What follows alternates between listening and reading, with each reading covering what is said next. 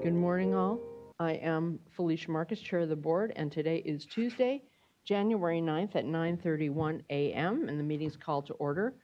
With me are, to my left, Vice Chair Steve Moore, Board Member Didi Damo, and to my right, Board Member Joaquin Esquivel. Ms. Hobeck, will you introduce the staff that's assisting today? Thank you, Chair Marcus. With me on my right are my two chief deputies, Jonathan Bishop and Eric Oppenheimer, and on my left, I always forget, deputy? Assistant. I can't remember. Assistant Chief Counsel Phil Wiles, and Janine Townsend, Clerk of the Board, is here to help us run our meeting, and assisting her is Courtney Tyler. Emergency evacuation procedure for anyone who doesn't already know it, and for those who need a refresher. If you hear a red alert sound, that's an emergency sound. Shouldn't be a surprise. Look right now for the exit nearest you so that if such an unlikely event occurs, you can grab your friends and grab your stuff. Proceed cautiously down the stairs and out of the building. We gather at the corner of 10th and J if you want to wait with us. And if you need assistance, somebody will help you to a protected area. Meetings being webcast and recorded, so please speak into the microphone. When you come up, it's not just that we can hear you, we want the people on the web and the people in the back of the room to be able to hear you as well. And perhaps most importantly, and I forgot to do it, if you have any noise-making devices of any kind, please set them to silent or stun. Good.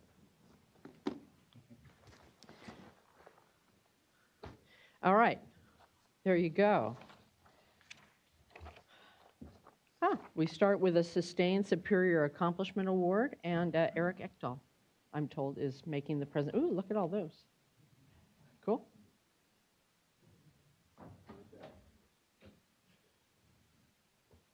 Is that good? Can people hear me? Still hear me? I'll lean over. Good morning. Sorry, it's not very friendly to tall people over there. But that's okay. I can lean over. Good morning, Chair Marcus and members of the board. It's my pleasure this morning to present a series of Sustained Superior Accomplishments Awards to the Groundwater Management Unit in the Office of Research Planning and Performance. A bit of background, the GMU, as we call it, was formed in 2014, actually prior to the passage of SGMA. The original unit was formed to do public trust in groundwater work, and as we... Oh, thank you, Janine. Hello? That's better. Does it make you want to sing, though? You haven't heard my singing voice, no.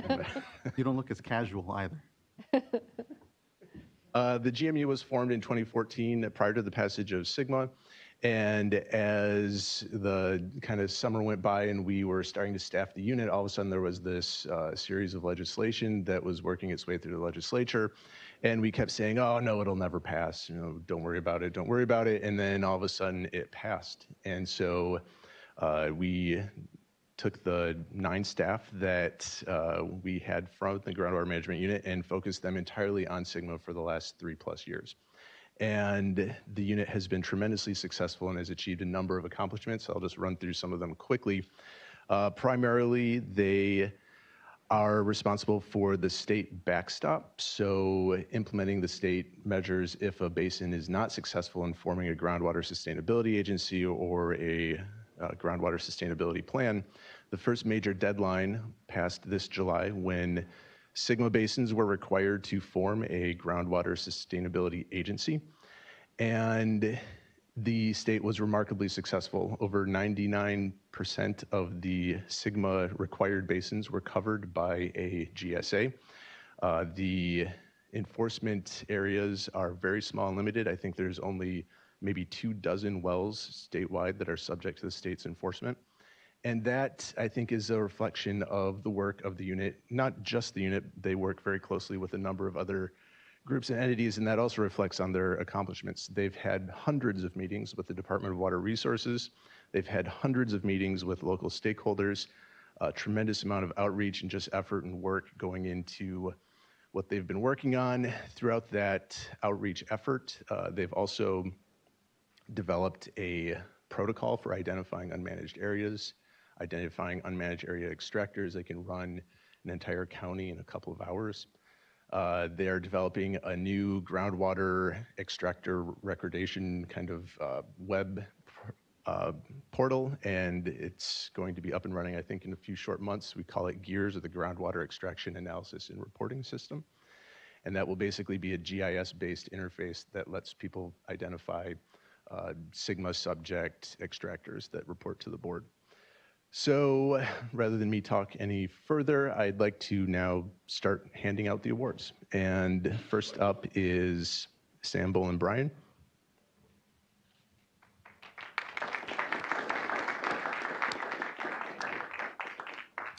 Jessica Bean.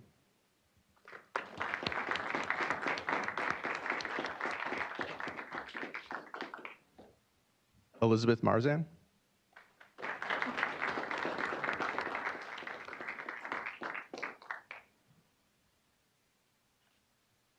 Morgan Johnson.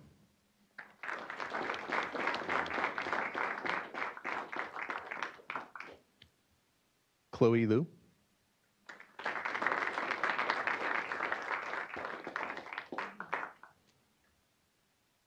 Tom Peltier, I think he came, yeah, there he is. Tom retired in December. We weren't sure if we were going to get him to come back. Brent Vanderberg.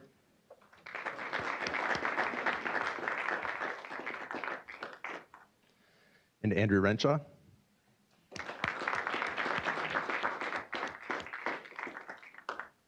And to others who maybe have left the unit, I also want to thank OCC and IT who have worked with the unit extensively, and congratulations.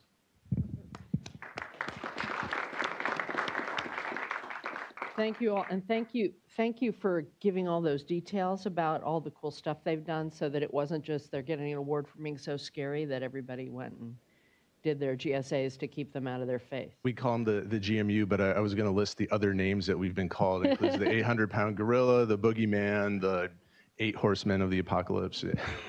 No, I actually really appreciate both the good work, but also the tone and esprit and the professionalism that the team exhibits. Really a pleasure. All right, let's have a picture.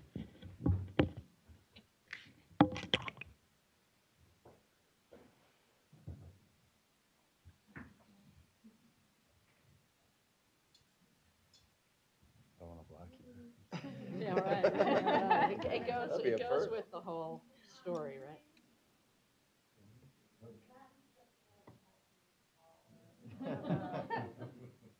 It's all about framing. I can switch places too. Get the tall people on. Okay, shorty's in the middle. We're getting good at this. Well, not as good as you'd think we'd be after something. Oh, good point. Point taken. We should be better at it.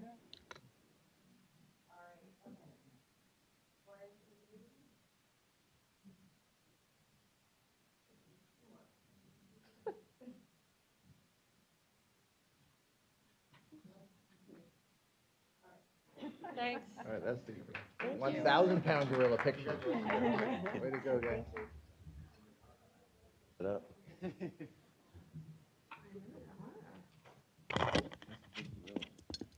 That's right.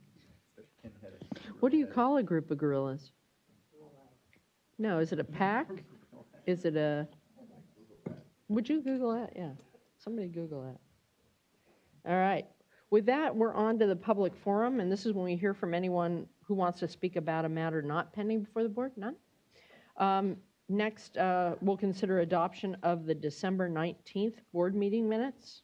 Do you have a motion? Move adoption of the minutes.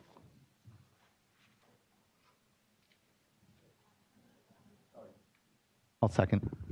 Any additions or corrections? I'll abstain. I was not here. Oh, thank you for doing that. All right, all in favor? I'll say aye to pass them.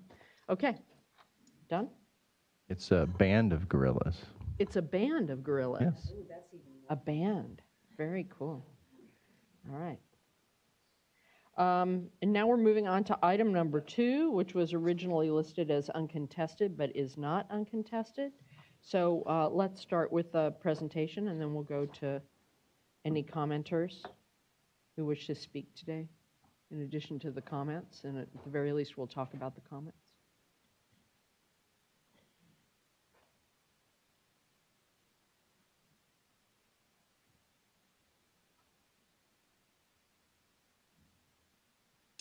Our presenter was watching the board meeting from his desk. He's on his way. Oh, So if we can get his presentation up, I hope you have his slides. That'd be great. I suppose I should introduce myself. I'm Karen Larson, Deputy Director, Division of Water Quality. And we have OCC. Serena Liu from the Office of Chief Counsel. And Paul Han will be making a very brief presentation. I believe he's got about 4 slides, and he's literally on his way down in the elevator. how do you want to proceed? Do you want us to take number 3 first, or do you? I can just give a brief summary without Yeah. reference to the actual presentation materials. So for discharges of dredger filled materials, they're either 401 certifications where there are federal waters of the state, or they are waste discharge requirements where they are non-federal waters of the state. And the process thus far has been different for each, because for 401 certifications, there's express delegation under the California Code of Regulations to the executive director to sign those. For waste discharge requirements, there is not, so we have to take them to the board. The state board does not frequently do waste discharge requirements. It's only when it is crossing multiple regional board boundaries. And the waste So this is discharge just for when requirements, we do it, not when. just okay, for that was- when the state board does it. And they are not very common. And when they do come before the board, they're frequently on the consent calendar. So the proposal was to delegate to the executive director and the chief deputy director to help streamline the process. The proposal would not affect public noticing requirements for waste discharge requirements. They would still be subject to the water code requirement that there's a public notice and comment period. That was one of the concerns brought up. We received 2 comment letters. One of the concerns was that this would adversely affect the public's ability to participate in the process. So we're not changing public notice requirements. I don't know if Paul wanted to jump in at this point. I am so sorry. I was monitoring upstairs while I was practicing my presentation, and I assumed that the public forum would take a little longer than it did. My apologies. We did receive 2 comment letters that included 4 total comments. The first comment had to do with the public, that the resolution doesn't provide adequate opportunity for public comment. It appears that the commenter assumed that the notification would happen at the time of the application. Now, that's consistent with our 401 process, but the 401 process is already delegated. So what is at issue before the board is the WDR process, the waste discharge requirements. And those under Port of Cologne are required to be noticed publicly and to include a draft of the WDR.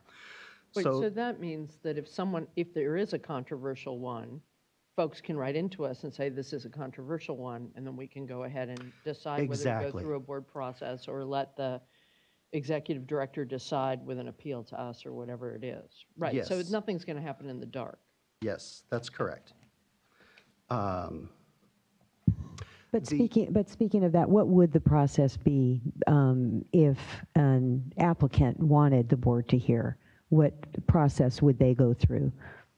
So there is a public comment process already for the 401 certification as well as the WDR process, and it runs similarly to most of our comment processes. We provide a notice, and there is a comment box that we monitor. When the comments come in, we respond to the comments.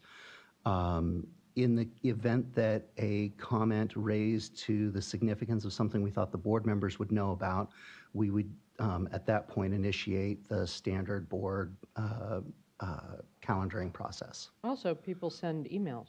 If I'm thinking about the 401 Yeah. process, if they want us to hear it, all they need to do is send us an email. I think Yeah, a simple I was just request- wanting for it to be on the record. Oh, Yeah. A simple request that we think this is appropriate for board consideration rather than executive director action, I think would be enough to flag it for the executive director that maybe this is something that should go to the board.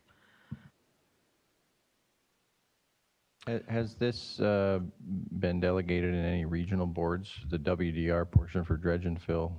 Because I know 401 is delegated to the executive director or executive officer. It's actually been kind of interesting reading through the kind of getting into the nitty-gritty of the various regulations and procedures that we have here. The WDRs are explicitly not delegated to the regional board executive officers. So this delegation can happen at the state board without some sort of a legislative fix. We can't do a similar thing at the regional board. Did you want to? Okay. So the next comment that I wanted to talk to you about is just a general statement that the board should wait until the dredge or fill procedures are adopted. You know, obviously this is running in parallel with many other activities that we're working on for the 401 process. Certainly the board could choose to wait to adopt this with the dredge or fill procedures. However, staff recognizes that regardless of whether or not we adopt the dredge or fill procedures, this is a delegation that would need to occur. And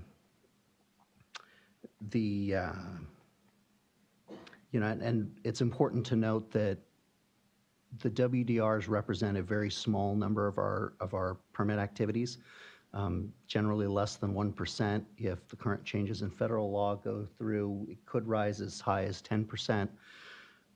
So when we look at this, we think that this is appropriate for delegation to the executive director so that we can improve process efficiency with the program. Okay? Would you find a situation in a hypothetical future application where you have waters of the United States, which would be a 401 process, and waters of the state that don't meet the definition of water of the United States, which would trigger a WDR process, and that this delegation creates more of an efficient regulatory process because otherwise you're dealing with one thing that maybe should go to the board and one thing that shouldn't? Yeah, and again, you know, the vast majority of our projects go through the 401 certification process that is already delegated to the executive director. So having the small number of projects that are processed the same way, we use the same application, we have the same template that we use for the permit action. Under law, the 401 certifications amount to a waste discharge requirements. So really, these are the same type of activity that's being handled through two separate administrative processes. This is one of those areas where we can make the process the same and streamline the process in doing so. So there's a couple other comments that you guys should be aware of. The first one is that the resolution doesn't define terms as unique, unusual, or highly controversial. The delegation includes a list of qualifications that's very similar to what we use in other delegations. It includes things like matters of a unique or unusual nature, matters that appear to depart from the policies of the State Water Board or involve significant policy questions, highly controversial matters or matters that are subject to litigation, and of course anything that the board or the executive director determines is important to be considered by the board. So we think that's an appropriate set of qualifications. Again, it's typical with what we do with other delegations. In contrast, what the proponent has suggested includes, and this is the second comment, that the resolution should limit the delegation based on a specified thresholds of significance. And I won't read through all of them, but there's a few that they provided. One is that the proposed project is less than 5 acres in total project area. One is that the proposed project's not adjacent to or will not affect a 303D listed water body. And one is the proposed project is on a water body, but the project's for a single family residence and will disturb less than 1 acre of tidelands. So these are interesting thresholds for sure, but they're not really appropriate for the type of projects that we do here at State Board. So when we're looking at State Board projects, we're typically looking at long linear transportation projects, public utility projects, projects that are large enough or located in areas that cross regional board boundaries. As a result, we're typically looking at large projects across multiple watersheds. these thresholds that are provided by the commenters would effectively nullify the type of efficiency that we're trying to push through here. So those are the 4 questions that we had on that. Again, I want to apologize for being late, and I'm happy to answer any questions that you have. Are there questions before we go to the commenters? All right, we have 2. We have Michael Garabedian from Friends of the North Fork, followed by Osha Mazur from Friends of Stone Lakes National Wildlife Refuge. Good morning. Good morning. Glad to be here. Glad to have this opportunity to make sure this item is subject to, we would hope, a revision of a staff report and go back to come before you, if nothing else, without the depreciating comments about public involvement. I guess I should read what it says for those who may not have read it. Generally, WDRs for dredge or fill projects are non-controversial. The board does not generally receive comments on these projects, and they are usually adopted on the consent calendar. Thus, the additional process relating to adoption at a public board meeting does not appear to improve public input for these types of permits. But we're really opposed to eliminating this opportunity to bring this item before you. I learned a number of reasons mentioned this morning already about why that's important, such as the regional boards not acting on these. It's not in your priorities, public involvement. It should be. I brought that before you before, not in recent couple years. It should be there. When I was involved in the COC stakeholder group, The CEC, yeah. a cost of compliance. Oh, different one, okay. And asked the then head of that unit, I told him the public needed training in NPDES, and he said, well, if we organized a number of people, he would come. Of course, we've known this for years, that if there's going to be training on NPDES, we're going to have to do it. We're going to have to organize it ourselves. And that's a problem. I mean, obviously, wetlands are a burning issue in this state, and to isolate this off and reduce public involvement for statewide board WDRs is really, it's disagreeable to us. Speaking of the 401 process, I know it's not what we're talking about, but just to give an indication of the public situation on wetlands, perhaps half a dozen issues of wetland concern have come up, and I mentioned to people the 401 process, and they should monitor the regional board notices that come out on Friday. It's Region 5. No one was familiar with that process. And when Friends of the North Fork asked for a 401 hearing on the North Fork American River Trail 401, we were informed by the regional staff that no one had ever asked for a hearing. Now, the process described of issuing a notice and getting public comment is really not adequate. In fact, I was discussing this after a recent board meeting, I don't remember which one, and the US EPA NPDES person was there. And I said, I'm really concerned about the lack of public involvement in this issue. And he said that public notice issued, and if the public doesn't come, that meets the requirement for public notice. Now, in Placer County, we have a real problem there with minimum meeting a board wanting to do only the absolute minimum required by law or regulation. This is really, what is the polite word for that? I don't know what the polite word for only doing the minimum required by law. And we see that you don't do that in many areas, for goodness sakes. You set up workshops and hearings and do a lot of things that in your discretion you choose to do. So,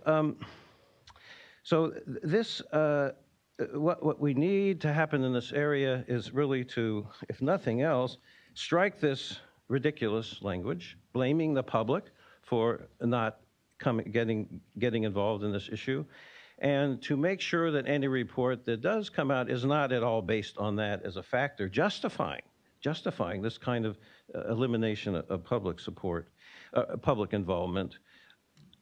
You need to do some training on this. You need to figure out how you're going to notify people. I noticed in November there was a notification as appropriate, a press release on an agricultural issue.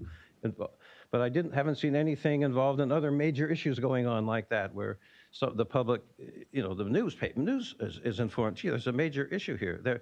There are key issues where the public is virtually uninvolved, and it's not our fault. We can't be blamed for that. If you as individual members or the staff do not understand how to involve the public, you need to get staff that does that and find someone, search among yourselves how to do this without blaming us. Yeah, I'm sorry you heard it that way. I don't think that's at all what was intended. I actually think we do a pretty good job of outreach and access, but having been an organizer and an activist and a public interest lawyer, there is a sense of figuring out, is this a matter of interest to folks? And in this particular case, I totally appreciate your dedication to public participation, as you know, and I think it is important to raise. In this particular case, it's as simple as what they're trying to avoid is a bunch of paperwork they have to do to put an item on the consent calendar that nobody comes to or is interested, and all it takes to flag an issue as needing a hearing is someone sending an email. So I think you're right on the importance of public participation. I don't think we have the capacity to go organize every community. I wish we did.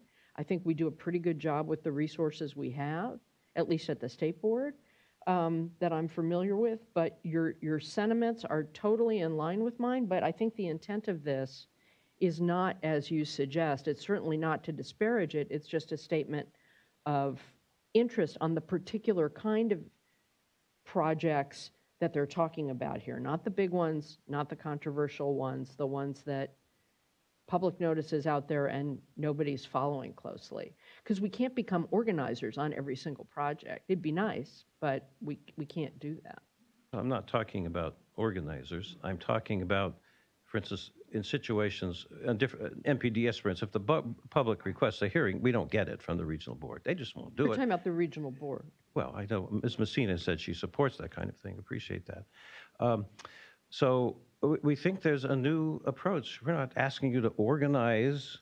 We're talking about letting the public know that there's an issue. Potable water is a good example. It's as if nobody cares about it because the public isn't coming. That's not the public's fault. The people there are the utilities, really, and us. From time to time. So you have a serious problem. I can't tell you how serious it is, and maybe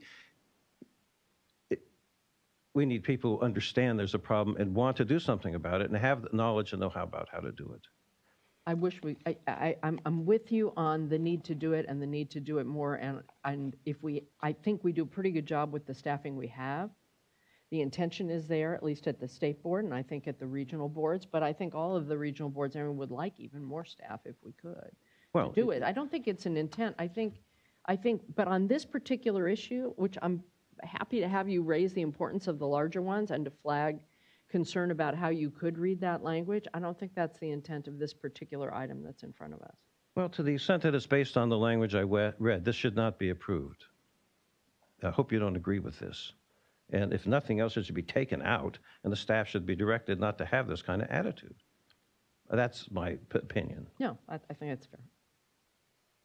Thank you. Might want to think about words, because if you read those words out of context, he's completely right. So think about a word or two for us. And I think it might be helpful to reiterate and to make sure that this is clear, Paul. I guess when it comes to the public notification part of the opportunity for the public to then bring up an issue regarding a WDR, that doesn't change in this again.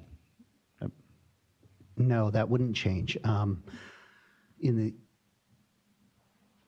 Under Porter Cologne, there's still a requirement that we send out a public notice and that we provide an opportunity for the public to comment on the draft WDR as provided. I would agree with Chairman Marcus that we certainly are very interested in making sure that the public has an opportunity to comment. That's certainly something that we can and are looking into in terms of how do we appropriately notice these activities. Whether there's a deficiency in our notifications is going to impact this, whether we're bringing an item to the board or whether we're delegating it to the executive director. This resolution really doesn't address that particular issue, and I will study the language, and I might like to talk to you afterwards to understand what the concern is. Yeah, that'd be good. We certainly don't intend to be dismissive of public concerns. Right, so, but find something to caveat what you're saying more precisely there. Yeah.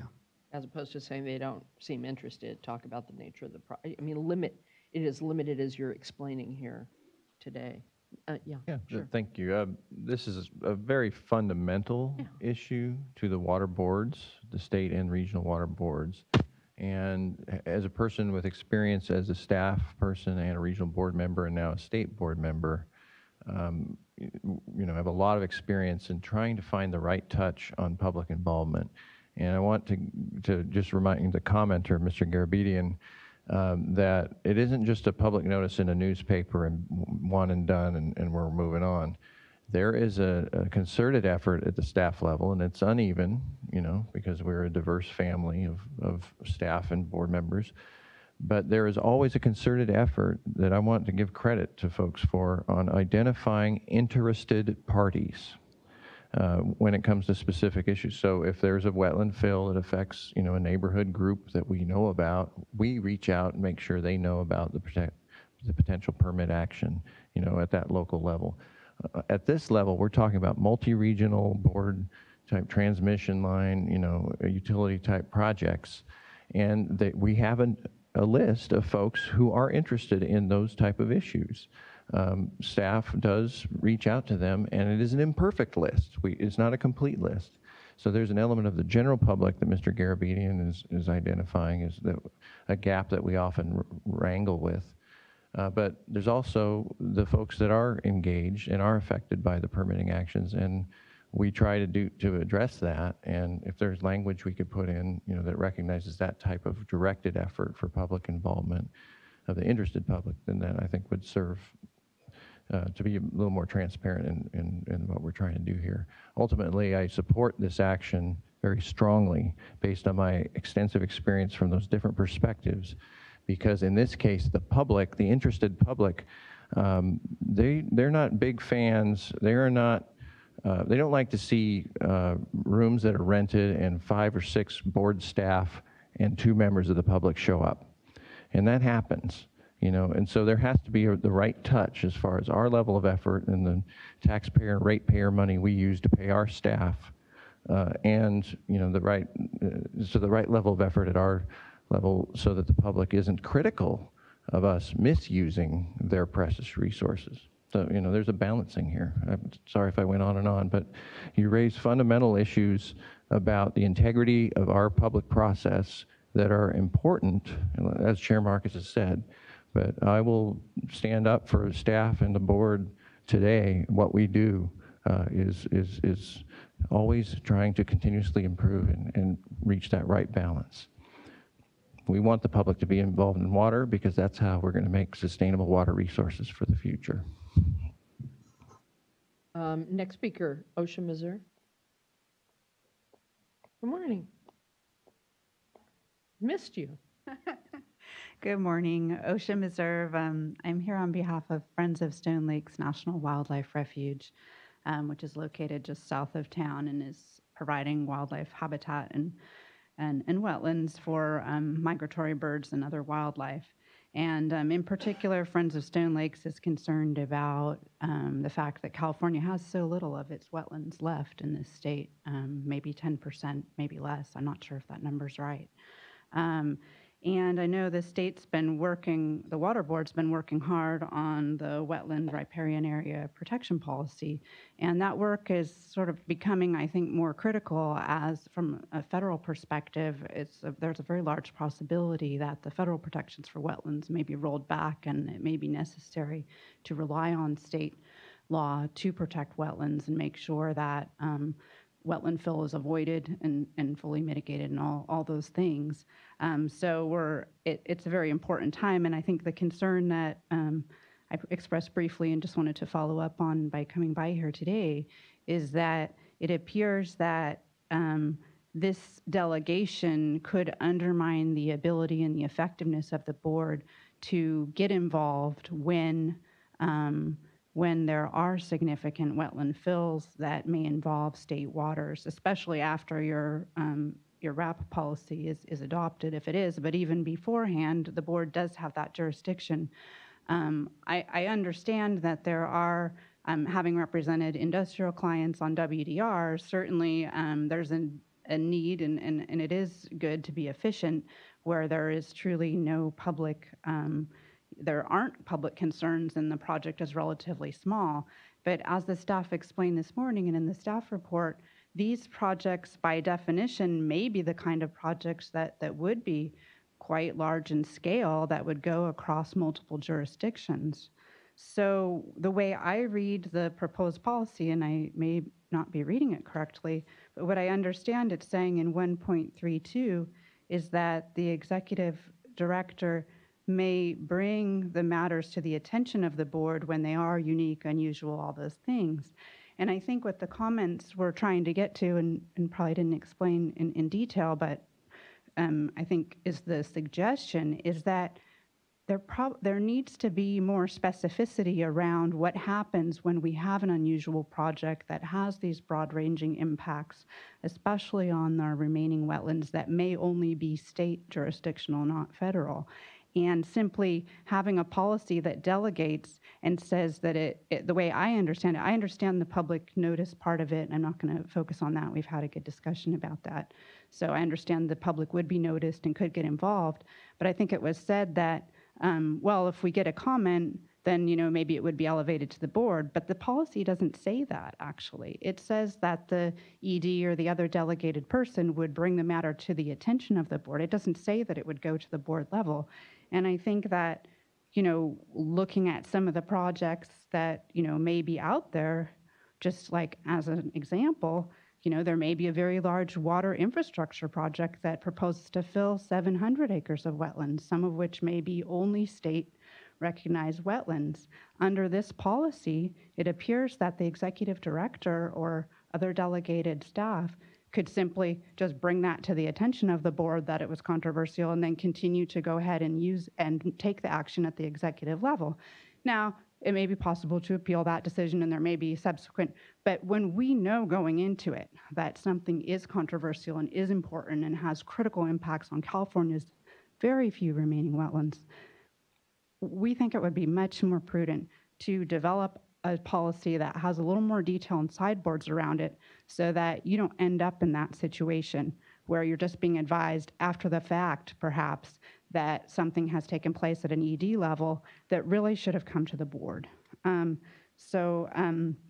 I think that it undermines the hard work that staff has been doing for years on the RAP policy to, create a situation where things might go straight to the executive director that really shouldn't. And so that's what, I would like to offer to work with you and staff on, is trying to develop some sideboards. And I think the comment that came in that gave that list, it wasn't necessarily meant to be a suggestion of what the list for California would be. I believe it came from another state. But the idea is that there could be criteria. And I mean, one criteria might be, having listened to the first part of the first commenter, is that if there's public comment on the WDR, then maybe that should go to the board. And if there's no public comment, then yes, it seems like it probably should be at an ED level because, there's no reason to be slowing down this process. So I think there's some practical things we could do that could meet the policy concerns that have been expressed and also protect the public interest in our last remaining wetlands. Thanks. No, thank you. I can see a number of different ways to deal with it. I mean, I think you're right to the extent that just relying on our past practice and what we've seen might not be enough. I mean, maybe you could just change the word that says may to shall. I mean, the other thing, to do a whole policy, I'd rather we focus our policy on getting the wetlands rule out. I mean, then we're doing a whole nother policy thing. It would be faster to just not do it and let it go on the uncontested than to go through a whole policy procedure. So can you think of any other comfort language that makes it so that the wildest fear doesn't happen?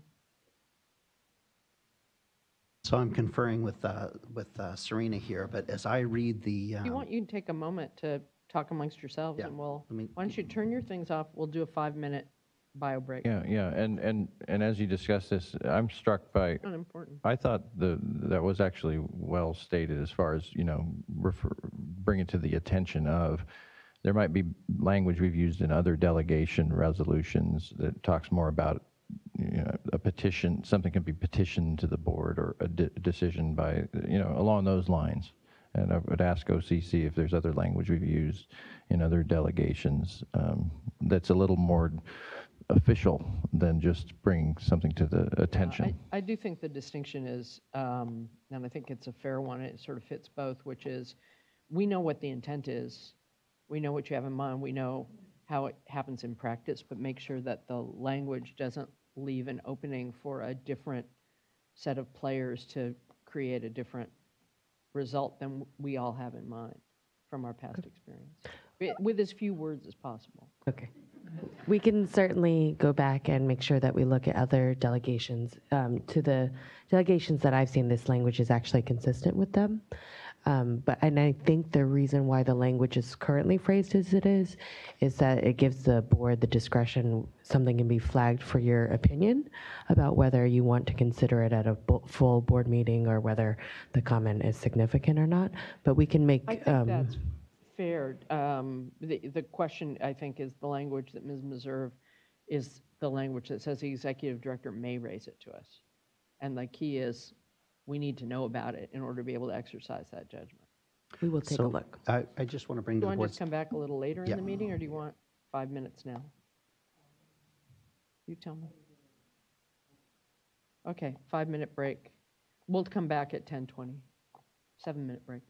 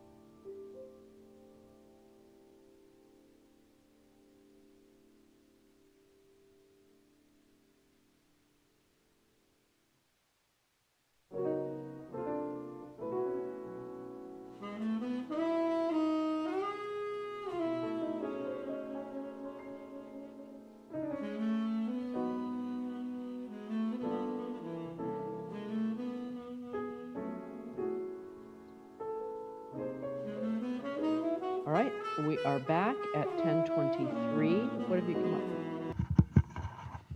What have you come up with, Mr. Assistant Chief Counsel? So we huddled, and I drew the short straw, so I get to read staff's proposed changes to the board. First, let me explain one thing just procedurally. This was originally on the uncontested items calendar, and so we wouldn't be in a position to be able to propose any changes to the board action itself without re-noticing it because we put it on the uncontested calendar. But the proposed changes are not substantive, and so they fall within the board's authority to go ahead and act on them today if the board so chooses. They're completely consistent with the intent and just a little bit of additional clarification. So that's why we're going to propose the board consider these for adoption and adoption today. There are, well, first is a proposed change to the staff report, the agenda item. And there was one sentence in there that I think read out of context, some people could find to be offensive. It is in the third paragraph. That's the paragraph that starts with, generally, WDRs for dredged or fill projects are non-controversial. The board does not generally receive comments on these projects, and they are usually adopted on the consent calendar. The next sentence is the one that I think is potentially objectionable, and that is, thus, the additional process relating to adoption at a public board meeting does not appear to improve public input for these types of permits. So staff's proposing that we just delete that one sentence. The remainder goes on to explain that as staff intended, that the delegation would allow would preserve the public's ability to provide input and would require the WDRs that are unique, et cetera, be brought to the attention of the State Water Board. So we would retain that. And again, we would just be proposing to strike the sentence, thus the additional process relating to adoption at a public board meeting does not appear to improve public input for these types of permits.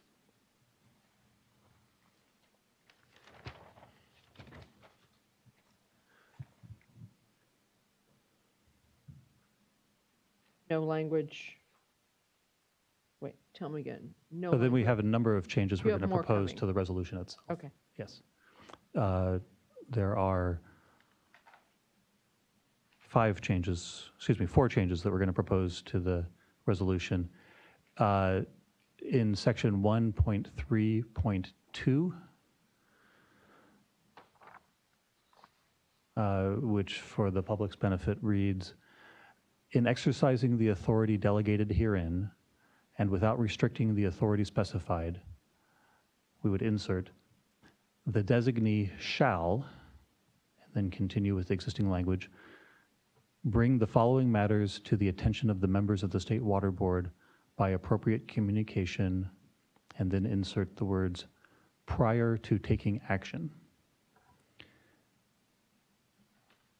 We would then propose to add a new section 1.3.2.8, which would add a new category of items that would be brought to the State Water Board's attention, and that would be matters that have received public comment.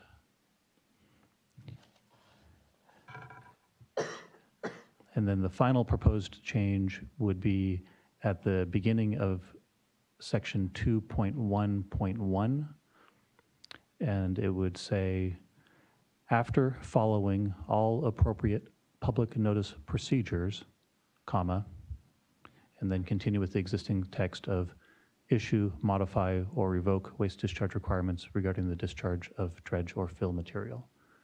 Now, again, all of those things are exactly what we would have intended to occur in any case, so this is just making it much more specific and clear.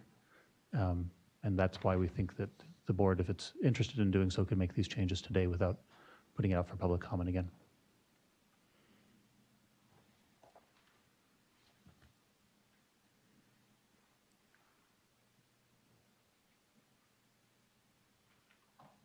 Are there any questions, comments? Additions? Is there a motion to adopt with those changes? Yes, I support those changes and agree with council's description of meeting the intent. I believe that was there in the first place. So I move adoption of the staff recommendation with the changes that Assistant Chief Counsel has read into the record. Thanks for the staff work, and I second. All in favor? Aye. Thank you. Thank you both for coming. That was helpful. And thank you, staff, for responding. All right. Item number 3, current hydrologic conditions.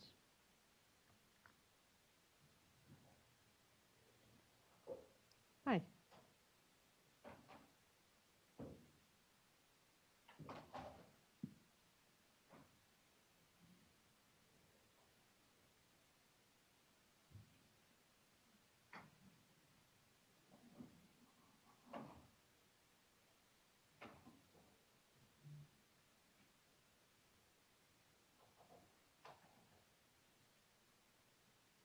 Good morning, board members, everyone. Happy New Year.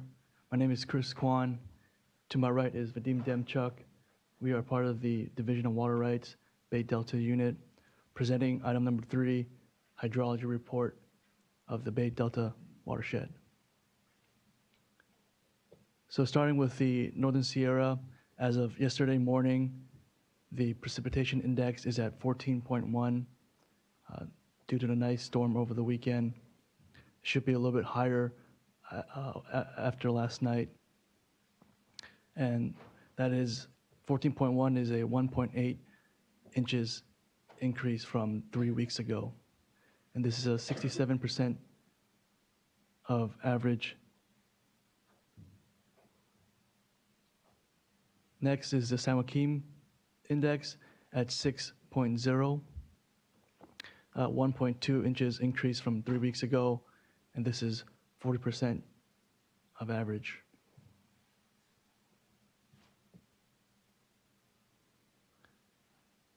Next is the Tulare Basin Index, 2.2 inches, and that is just 0.2 increase from 3 weeks ago.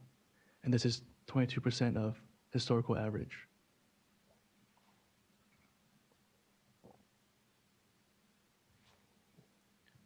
Reservoir conditions, Oroville is still at around 700 feet elevation while the emergency spillway is still being repaired, and that is 56% of historical average.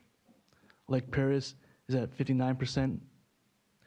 Castile Lake dropped from 105% to 98% of historical average. All other reservoirs are at least at 100 or above historical average.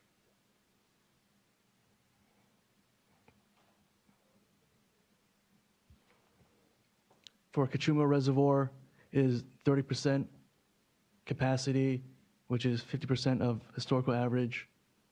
Diamond Valley is 92% of capacity. Are these also as of this morning, or are these older? Yesterday morning, yes. Yesterday morning? Yeah, yesterday morning, yes. So the tomorrow morning numbers may be different.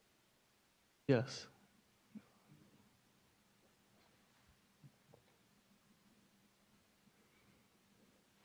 Pump at Cachuma. And per the request of Board Member Diadamo, we gathered some data for San Luis Reservoir. It is 82% of capacity as of yesterday and 117% of historical average. The Department of Water Resources portion of the reservoir is at 67% capacity, 107 of historical average. The borough's portion is at 94% capacity and 154% of historical average. We are in talks with Water Resources and the borough in having them come and present the hydrology report in February, the second meeting, seeing if they could present plans for operations and management given a potentially dry water year. And Placer County Water Agency has also requested to come in and present and a hydrology report and operations in a near board meeting. And we are also still in talks with the borough in looking at carryover contracts for San Luis Reservoir. We want to figure out the right numbers before we inform you of their carryover contracts percentage. And with that, we'll take any questions you may have. I'm actually the one that made that request on carryover. So when they come in, when the projects come in, I'm fine with them addressing it. Don't want to require you to do, additional work that they could easily provide us. Thanks. Thank you. So here's our drought conditions. It hasn't changed much since the last board meeting 3 weeks ago. About 44% of our state is either abnormally or moderately dry.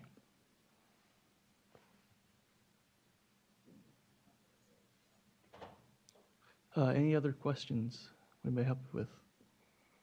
Look like you're reaching for that. Yeah, well, it's, stating the obvious, something I love to do. But, there's a lot of talk out there about, is this another drought? But very important to look at the information that you presented on the status of water supply. And really, reminding the public that California's always dealt with the variability, and we have a robust system of water supply that can take successive dry years. And you see, that the recent wet year has recharged the system, and that we're set up for many years of water supply.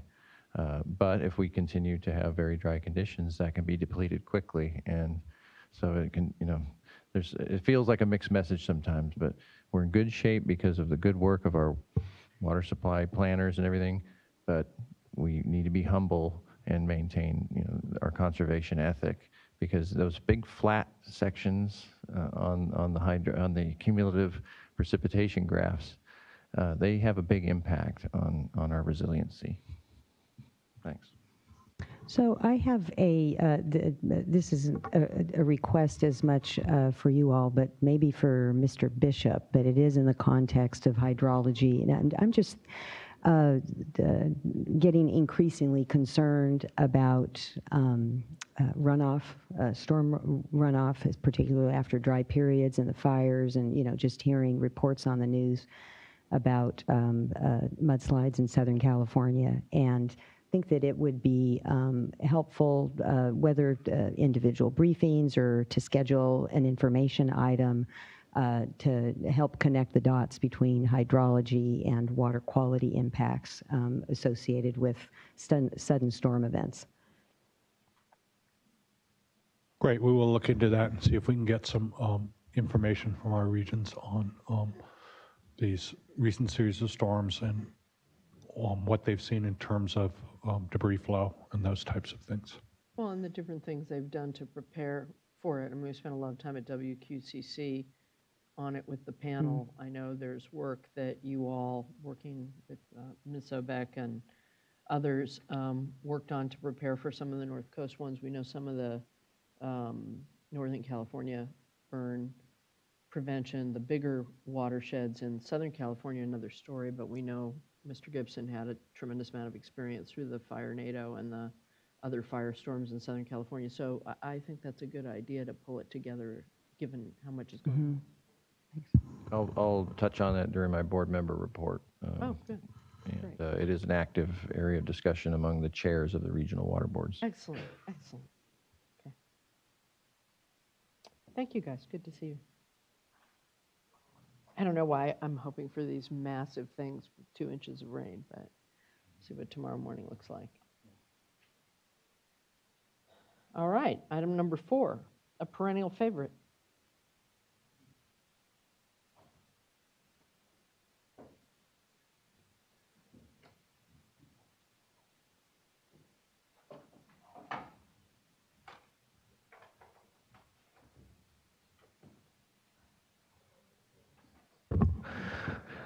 Good morning, Chair Marcus, Vice Chair Moore, board members. Max Gallenberg with the Office of Research Planning and Performance, and to my right, Yelena Hartman, who's going to give the Urban Water Conservation Report. Good morning. quick summary of the urban water production for November 2017. As the emergency water conservation regulation expired on November 25th, so has our monthly reporting requirement. And as November data are due in December, today's report is essentially based on voluntary reports we've received.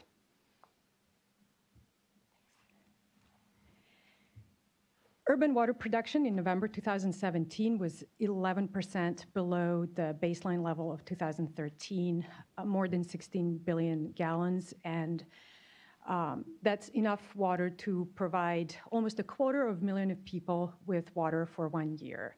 And this is based on 94% of suppliers reporting. So despite being voluntary, reporting stayed strong. This pie chart gives us a glimpse at all 409 urban water suppliers, and 25 suppliers elected not to report or for other reasons have not submitted by the time we downloaded the data. And another thing to note is that our water savings shrunk compared to last year, November water savings. The white and the light blue parts towards the bottom of the chart that show no savings or savings up to 10% essentially doubled in size compared to last year. And we had about half of our 409 urban water suppliers report savings above 10%. For comparison, last year, this was 2/3 of urban water suppliers. So we are not able to conserve as much as last year. And to be fair, November was kind of warm towards the end. If you remember that week of Thanksgiving, in certain areas, it was up to 20 degrees above the average for that time of the year in the Riverside area, 20 degrees above the average for the time of year, mid-90s instead of 70s.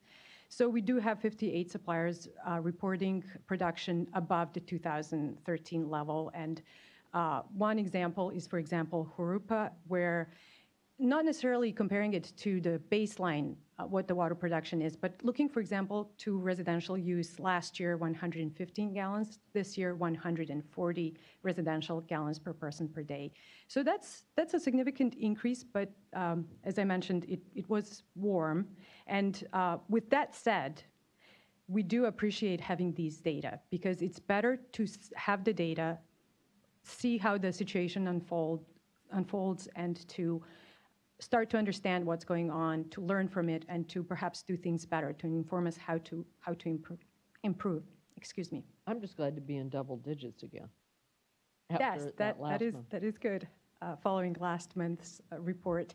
And looking at the anomaly plot for November, where each bar represents November departure from the 20th century average November temperature, we do see that 2017 November was far from the record set in 1995, but well above the average. And statewide, November 2017 was significantly warmer than 2013, but also it was much wetter than in 2013. But if we compare it to last year, it was only a little bit warmer and a little bit wetter than last year. And so, as I noted with the example on the previous slide, statewide departure from the average means that during certain periods of time and locally, we can have a much larger anomaly. 20 degrees above the average is a lot, mid-90s for November. And finally, as the 10-year running average depicted in black line shows, during the past 2 decades, we've been in this era of well above average. So we're just competing 1 year above average with another year above average. And it reminds us that 2017 was a year that shattered many records across the board that were long-standing records, whether it was the record precipitation, record high temperatures, heat waves in areas where we expect them, and also in areas that it's been unheard of to have a heat wave. And it's not remarkable that these records all fell in a single year, but that with climate change, the prospect of nearing or breaking these newly set records is not in some far-off future, but it really is the new normal and to be seen in years to come. So that emphasizes why it's important to get these data, to see what's going on, to learn, and to try to do things in a smarter way and to improve. statewide residential gallons per capita per day was 84. That is an increase over last year, 9% up, but looking to October, so the previous month when we were in single digits in terms of savings, this is a drop from 102 gallons in October, and it is a decrease compared to 2013 when November RGPCD was 95. In separate hydrologic regions, these averages pretty much tell the same story, so we are doing better than in 2013, but not as well as in 2015 and 16 when we had more conservation. And that same trend is reflected in our graph that shows partial 2014 through November 2017 urban water production, where the orange line really shows the progress we've made compared to 2013. And in November 2017, with 94% of suppliers reporting, the production was 131.6 billion gallons. So there's room to improve, but it shows how long we've come.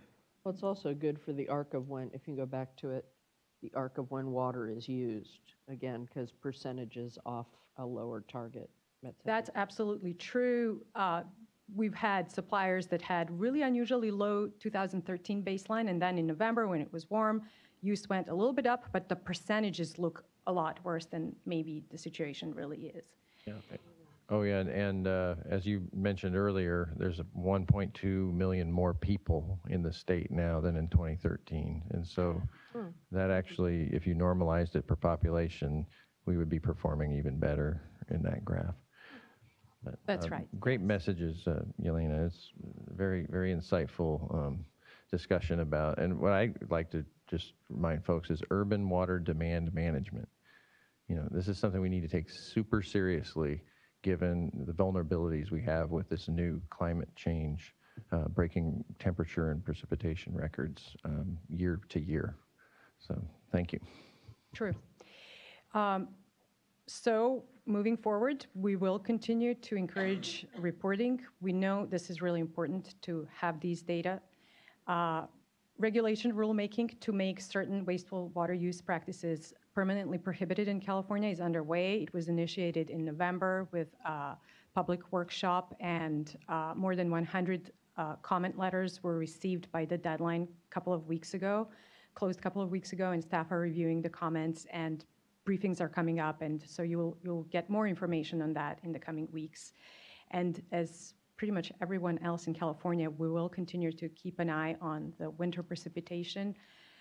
After a record dry December, we finally have some precipitation. We are not in a drought after one dry month, but we keep watching what's happening, and snowpack is an important thing to have. Our reservoirs might be in a good shape, but our big reservoir is the slow release from the snowpack. So keeping an eye on that, we'll stay with everybody else hoping for more. Great. Any further questions? Any further comments? Thank you. Excellent job as always. All right. On to item number 5.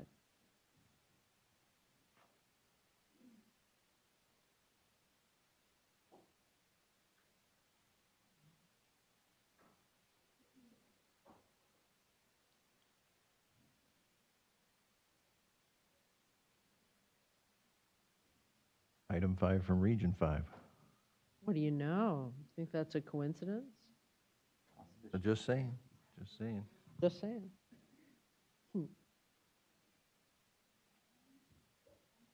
What a pattern spotter you are. Yeah.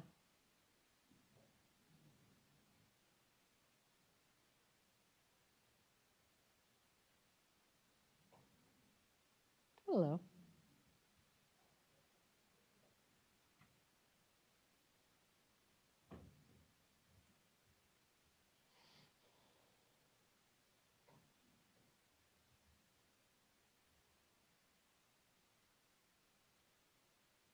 Good morning, Chair Marcus and members of the board. My name is Ann Littlejohn, and I am a senior environmental scientist from the Central Valley Water Board. I'm here today regarding a basin plan amendment that establishes salinity water quality objectives for a portion of the lower San Joaquin River upstream of Vernalis.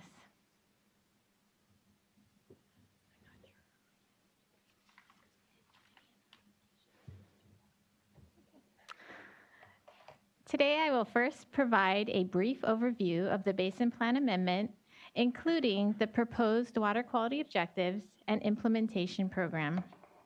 In addition, I will touch on the overall findings of the scientific peer review and the environmental and economic analyses. However, the main portion of the presentation will be focused on public comments that we received and staff's responses. After I discuss the comments that we received, I will then conclude the presentations with staff's recommendation. But before I begin, I would like to first acknowledge that after the close of the comment period, in fact, just last week, the Contra Costa Water District submitted a second comment letter reiterating their concerns, since they will not be able to be here today in person. We believe that we have adequately addressed all the comments that have been raised, and I will generally discuss the comments and our responses during this presentation. The Salt and Boron Control Program for the Lower San Joaquin River, which was adopted by the Central Valley Water Board in 2004 and approved by this board and US EPA in 2006, was developed in response to requirements of State Water Board Revised Water Rate Decision 1641, and it's made up of two phases. The first phase of the control program manages discharges to meet Vernalis salinity objectives, while also meeting the goal of maximizing the export of salt through the river and out of the basin. Relevant portions of this phase of the control program are incorporated into permits regulating discharges from wastewater treatment plants, as well as irrigated agriculture. Phase 2 of the control program, which is the subject of the amendments before you today, established salinity water quality objectives upstream of Vernalis to the mouth of the Merced River, and they result in reduced dependence on New Melones Reservoir releases to meet the Vernalis salinity objectives. Phase 2 requirements are in addition to Phase 1 and do not replace existing regulations for Vernalis.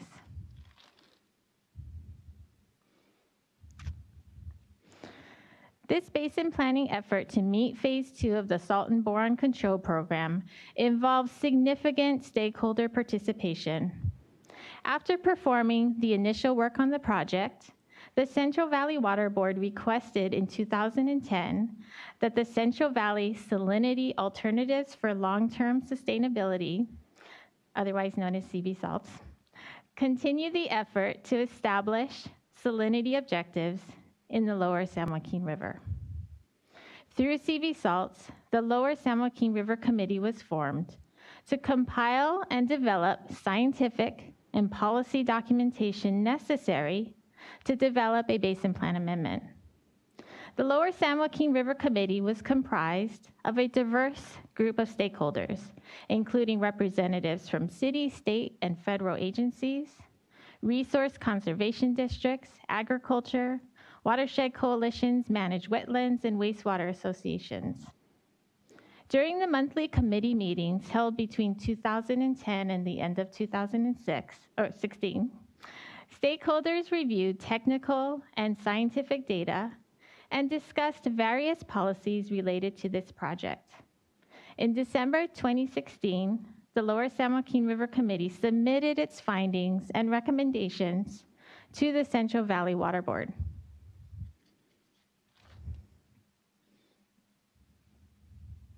The Lower San Joaquin River Committee's recommendations were based on findings from white papers, including research that specifically focused on salinity levels protective of aquatic life and stock watering beneficial uses. In addition, the committee used the Hoffman soil salinity model that had also been used for the Delta to identify salinity levels protective of agricultural beneficial uses. However, the committee adjusted inputs to the model to better reflect conditions in the lower San Joaquin River. They also conducted watershed modeling using the WRMF model to predict future conditions of the river based on various implementation measures. The committee's findings and recommendations were incorporated into the Central Valley Water Board staff report, and the scientific elements and conclusions underwent an independent scientific peer review. The alternatives for potential water quality objectives also underwent an evaluation of the Water Code's Section 13241 factors. And these factors, which must be considered by the regional board to establish water quality objectives, include the consideration of hydrologic characteristics, achievability, economics, and the need to recycle water.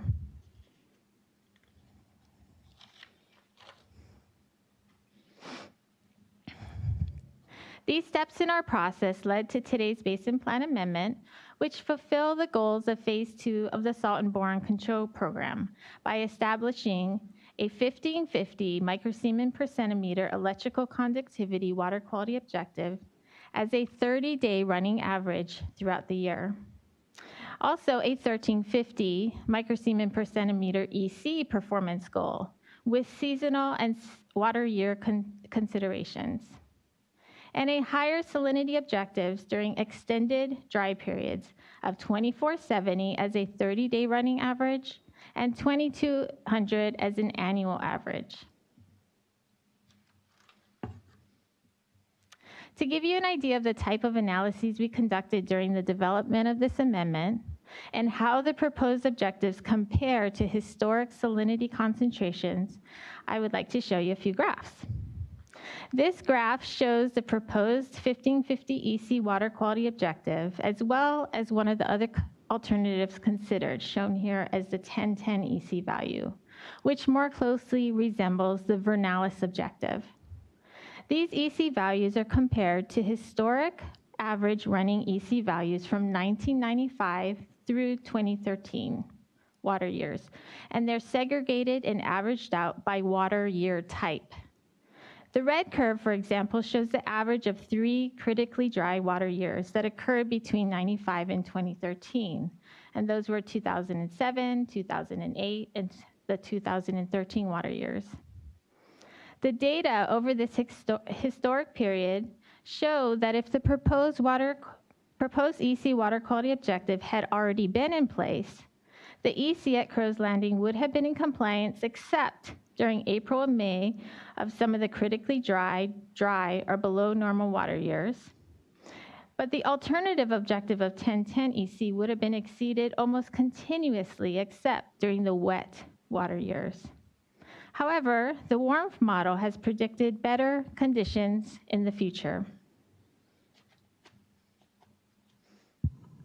I think a key point too that you have on the graph is that these are samples at Crow's Landing, which is specified as the, correct me if I'm wrong, as how compliance with these objectives would be evaluated. Exactly. And how far upstream is Crow's Landing from Vernalis? No, 60. Sorry, this is Jean Chilcott, Planning Program Manager, and it's escaping me now, but it's more like 60 miles upstream. But the important point to note, and if we could So you call said back the sorry to interrupt, 60 60 miles. 60 miles. And Okay. the important thing to note about Crow's Landing is while it's downstream of the Merced River, it's upstream of the Tuolumne and the Stanislaus River, which are the freshwater dilution flows coming in from the east side. So based on the hydrology of the system, the salinity levels at Crow's Landing are always the highest. And as you move downstream, you start seeing the effects of the dilution flows from the other east side tributaries, which is one of the reasons why we're using Crow's Landing as our compliance point.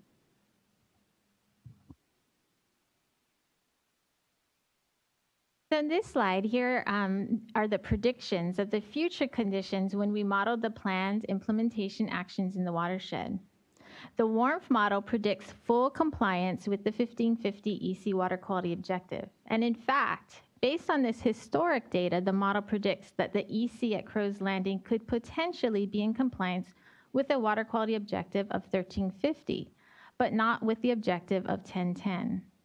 However, given the uncertainty associated with this and other models, the proposed water quality objective was maintained at 1550, which the Hoffman model indicated was protective of the agricultural beneficial use. And it also falls within the upper range of acceptable salinity concentrations for secondary MCLs to protect the municipal and domestic supply or immune beneficial use. The value of 1350 microsiemens per centimeter was instead set as a performance goal for certain months and water year types. And setting this performance goal will allow us to track implementation of anticipated management practices, and exceedances will trigger further review. I'm sorry, another key point that you just made was from the human health side of things. It's really a secondary MCL, so it's not a health-based threshold, but really a taste and or odor-based threshold, correct? Mm-hmm. Yeah. So in this next graph, I will talk about our special consideration for extended dry periods, which are based on the water year type classification over a 3-year period. Here's a graph that shows 30-day running average EC values at Crow's Landing from the 2005 through the 2016 water years. The dashed line shows the proposed water quality objective during usual periods, which is the 1550 value, as well as the objective that would apply during extended dry periods, which are the 2470 and the 2200 values. Looking back at this historic data, the yellow highlighted areas show the water years that would have been considered an extended dry period as computed using the formula in the proposed amendment. As an example, let's focus on water years 2007 and 2008. Although these are two critically dry years, they do not fall within the extended dry period because the formula is based on a 3-year calculation. Now focus on water years 2009 and 2010. 2009 is a below normal water year following 2 critically dry water years and would be the first year subject to the extended dry period objectives. Water year 2010 is an above normal year, but is still subject to the extended dry period objective since it is the first year after a dry period. The concept of continuing the dry period objective for 1 additional year has to do with salinity management. The additional year allows salt that had been accumulating in the soil profile to be flushed out of the system.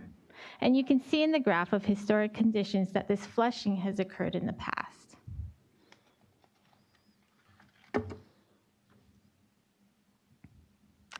Water quality modeling results indicate that the EC water quality objectives can be consistently achieved after implementation of planned management actions in the watershed. These planned actions include full implementation of the Grassland Bypass Project by the end of 2019, and other management activities like the installation of drip irrigation systems. So the implementation program includes a monitoring and surveillance program to ensure planned activities are implemented, and the proposed EC water quality objectives and the existing boron water quality objectives are met. 2 key locations are included in the program. Crow's Landing, which we just talked a little bit about, which is downstream of the Merced River tributary, but upstream of dilution flows from the Tuolumne and Stanislaus rivers. And then Mays Road, which is downstream of the Tuolumne River and upstream of the Stanislaus River. Based on the hydrology of the river system, the salinity concentrations at Crow's Landing are higher than at Mays Road. So the Crow's Landing site is critical to assessing the effectiveness of the management efforts and trending salinity concentrations in the river. The Mays Road site will continue to confirm the dilution effect that Tuolumne River has on the salinity measured at Crow's Landing. Over the next decade, there are a number of other activities in the watershed that may impact water quality conditions in the river, such as the San Joaquin River Restoration Project and the proposed changes to the flow objectives for the Bay Delta. So the implementation program also includes a basin plan reopener. And that'll be 10 years after adoption of the amendments to give the Central Valley Water Board a chance to evaluate monitoring data and any new scientific information collected during this period to assess the attainment of the water quality objectives, the performance goal, and evaluate whether or not any additional changes need to be made to the program.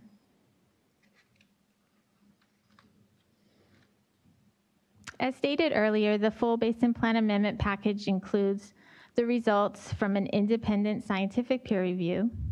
Comments from 3 scientific peer reviews indicate that in general, this project utilized sound science and concepts to develop and evaluate the salinity objectives. However, recommendations were made that future evaluations consider other salinity models and new information, especially pertaining to crop sensitivity data and leaching fractions. Staff agrees with these recommendations, and a basin plan reopener period will be an opportunity to reassess this information. We also looked at CEQA and environmental analysis of the objectives. That's a good question. Oh, Just sorry. quickly, I know there's different timeframes in which we reevaluate things, and you have a lot going on salt and nutrients. We've got our Bay Delta. Yeah, a few things, Gene. Et cetera, and obviously we have the irrigated lands program, a lot happening, so I get the 10-year, but obviously you'd look at it sooner if something changed, right?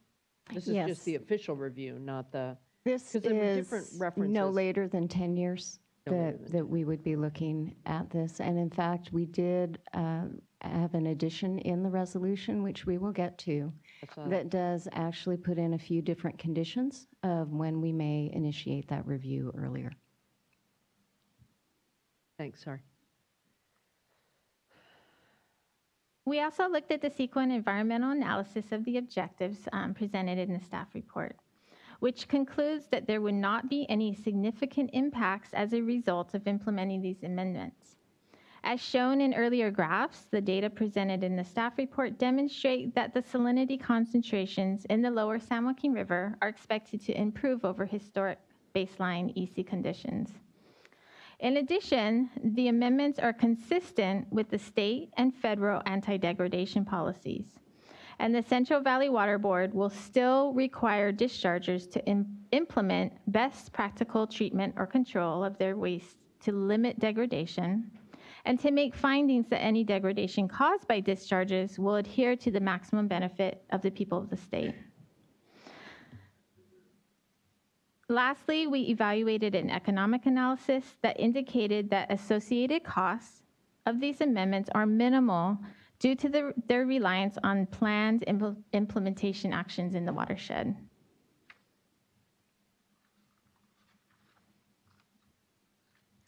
So in summary, this Basin Plan Amendment established water quality objectives that are protective of all beneficial uses in the river, including agricultural supply and the mune use. The objectives were shown by the Hoffman model to be protective of irrigated agriculture and also meet the secondary MCLs for the protection of mune.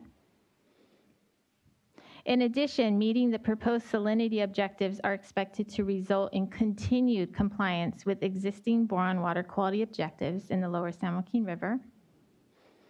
And lastly, the planned implementation activities in the watershed are expected to result in an improvement in water quality in the lower San Joaquin River with anticipated lower salinity concentrations and an overall decrease in salt loads. The public comment period on the amendment for this hearing was held from September 28th through October 30th of last year. 7 letters were received during the period, and these letters are included in your agenda packet. And they came from a variety of stakeholders, including 1 federal agency, 2 water districts, 1 irrigation district, a member of the general public, the San Joaquin Tributaries Authority, and 1 joint letter from California Sport Fishing Protection Alliance, or CalSPA, California Water Impact Network, and Aqua Alliance. The response to comments document that is provided in your agenda packet contains 24 specific comments and staff responses. In addition, attached to the CalSPA letter was a letter originally submitted to the Central Valley Water Board prior to its adoption hearing in June 9th of 2017. Although CalSPA did not offer a clear explanation as to why regional boards' responses were inadequate, in the interest of clarity, the responses are reproduced or summarized in your packet. Thank you for doing that. The letters from the Tributaries Authority and Stockton East Water District were both in support of the proposed amendment, commenting in particular on the success of the stakeholder process and the reduced reliance on dilution water from New Melones Reservoir. Of the critical comments we received, most fell into 4 general categories listed here. So next I'm going to walk through those 4 comments and our responses. The first comment raises concern about the proposed upstream water quality objectives impacts on the Vernalis salinity objectives, and subsequently the impacts to water quality in the South Delta.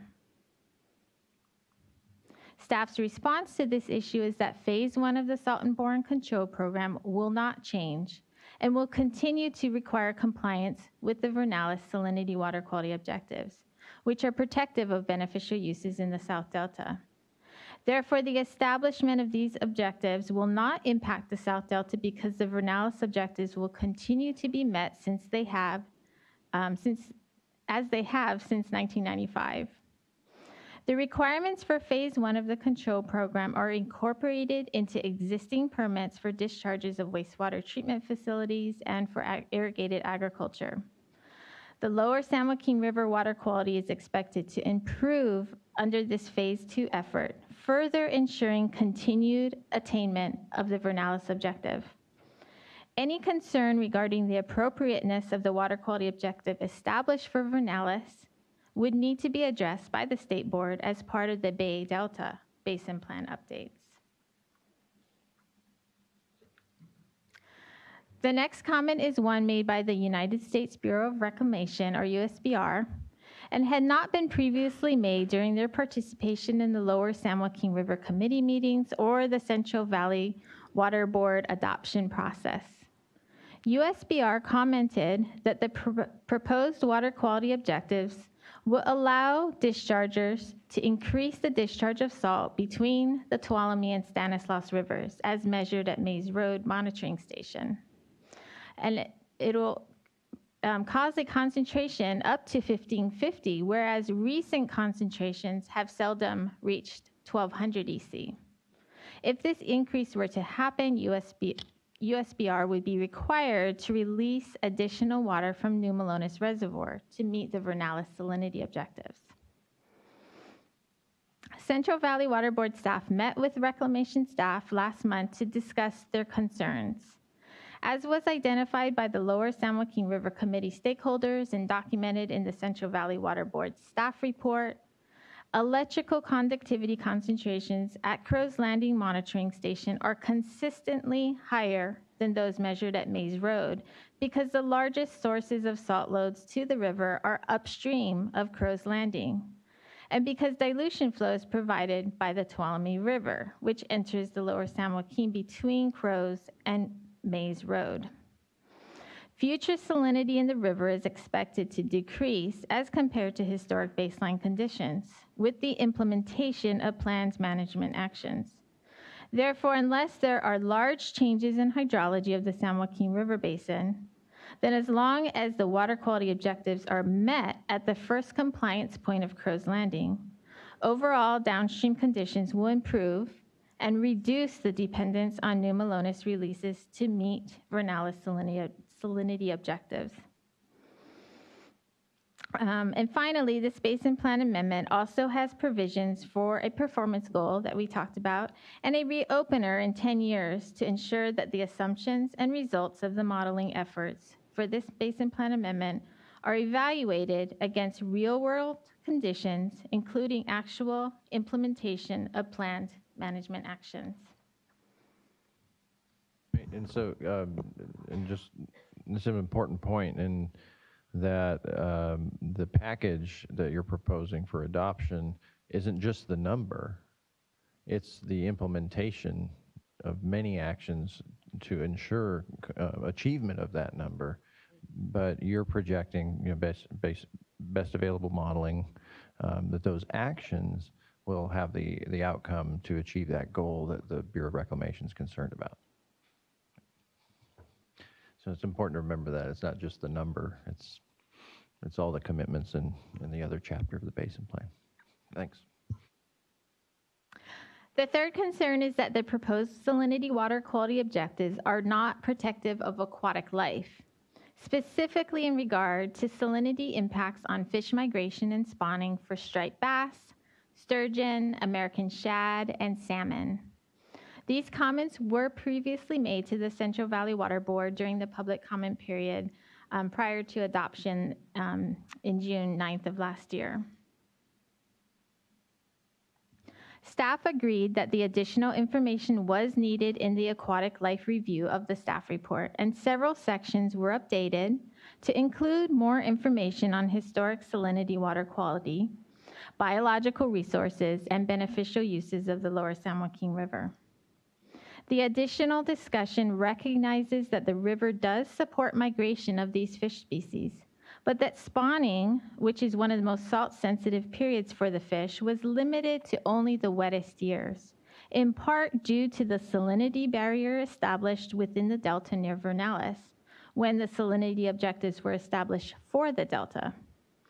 The CEQA analysis was also updated with clarification of the environmental baseline to better demonstrate the improvement of the salinity concentrations in the river.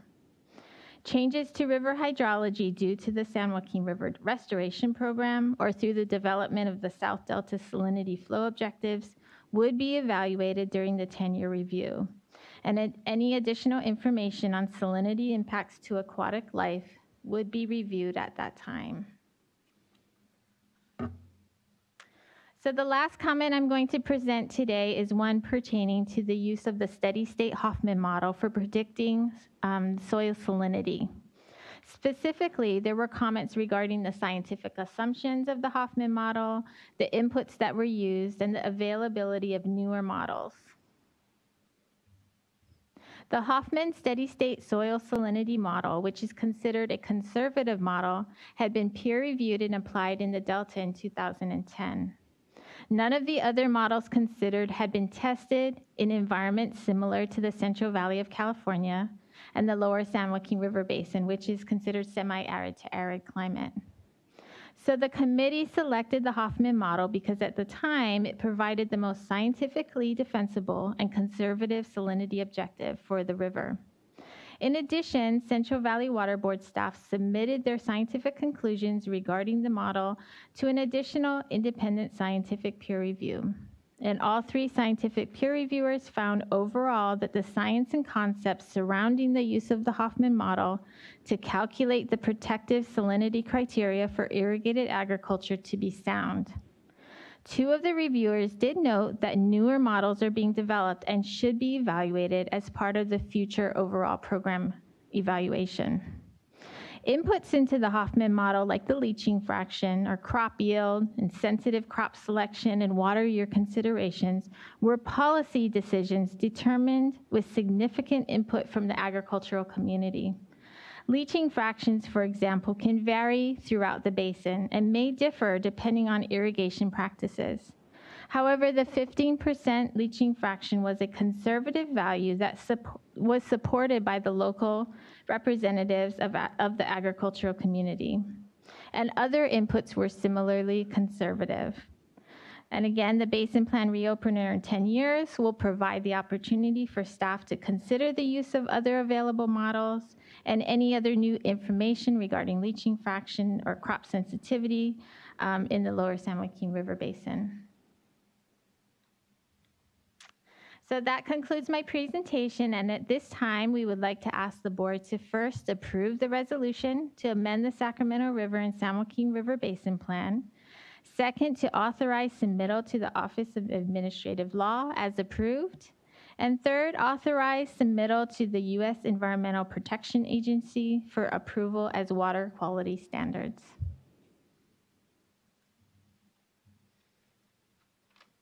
Great. Comments?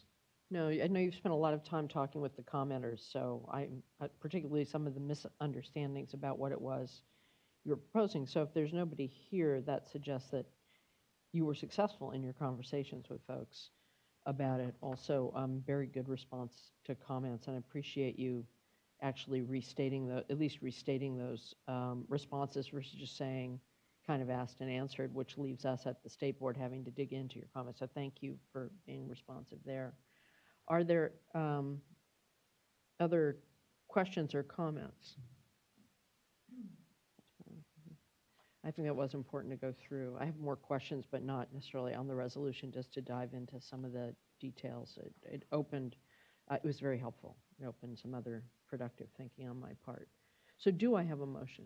Can I, if I can, Ms. Marcus? Yes. Just want to point out there is a change sheet Oh, yeah, that's for right. the board to consider. That's Well, good. Yeah, I would like to move adoption of staff recommendation with the change sheet and just briefly comment that there are some innovations in this package. The use of performance goals that were worked through, with stakeholder buy-in, having meaningful triggers. It's not the full response of a water quality standard or water quality objective violation, but there is a management response embedded. And so I wanted to acknowledge that type of innovation. And, as they say, proof will be in the pudding in its implementation. But these are a more granular tool within, our numeric structure that we try in other regulatory programs as well, which we'll hear about in an item later today. So I wanted to thank you for working closely with folks. There's a lot of integrity to this proposal because of that. And we're trying new things. And I think working with the Bureau and others to revisit, the assumptions of the model, how we're doing with performance in a 10-year time frame shows that you're really going to stand behind a commitment to continuous improvement and management of this critical issue from a statewide perspective. So thank you for this work. Thanks to the Central Valley Board and all the stakeholders there. So I did make a motion. with the change sheet. I'll second, and just want to just chime in with Board Member Moore's comments and your commitment to the continued stakeholder process as these programs evolve. Thank you. Right. All in favor? Aye. Aye. Also, Carries. excellent presentation, using the visual aids to communicate, what those different thresholds meant. I thought you did a great job.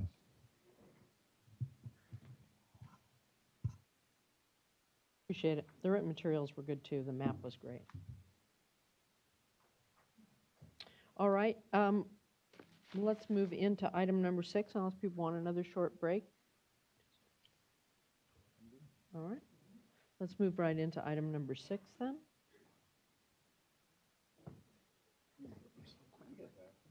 All right. Well, it'll take them a little while to. Gives me a chance to look up where I was the last 2 weeks. Oh my God. Oh my God. What will he say next?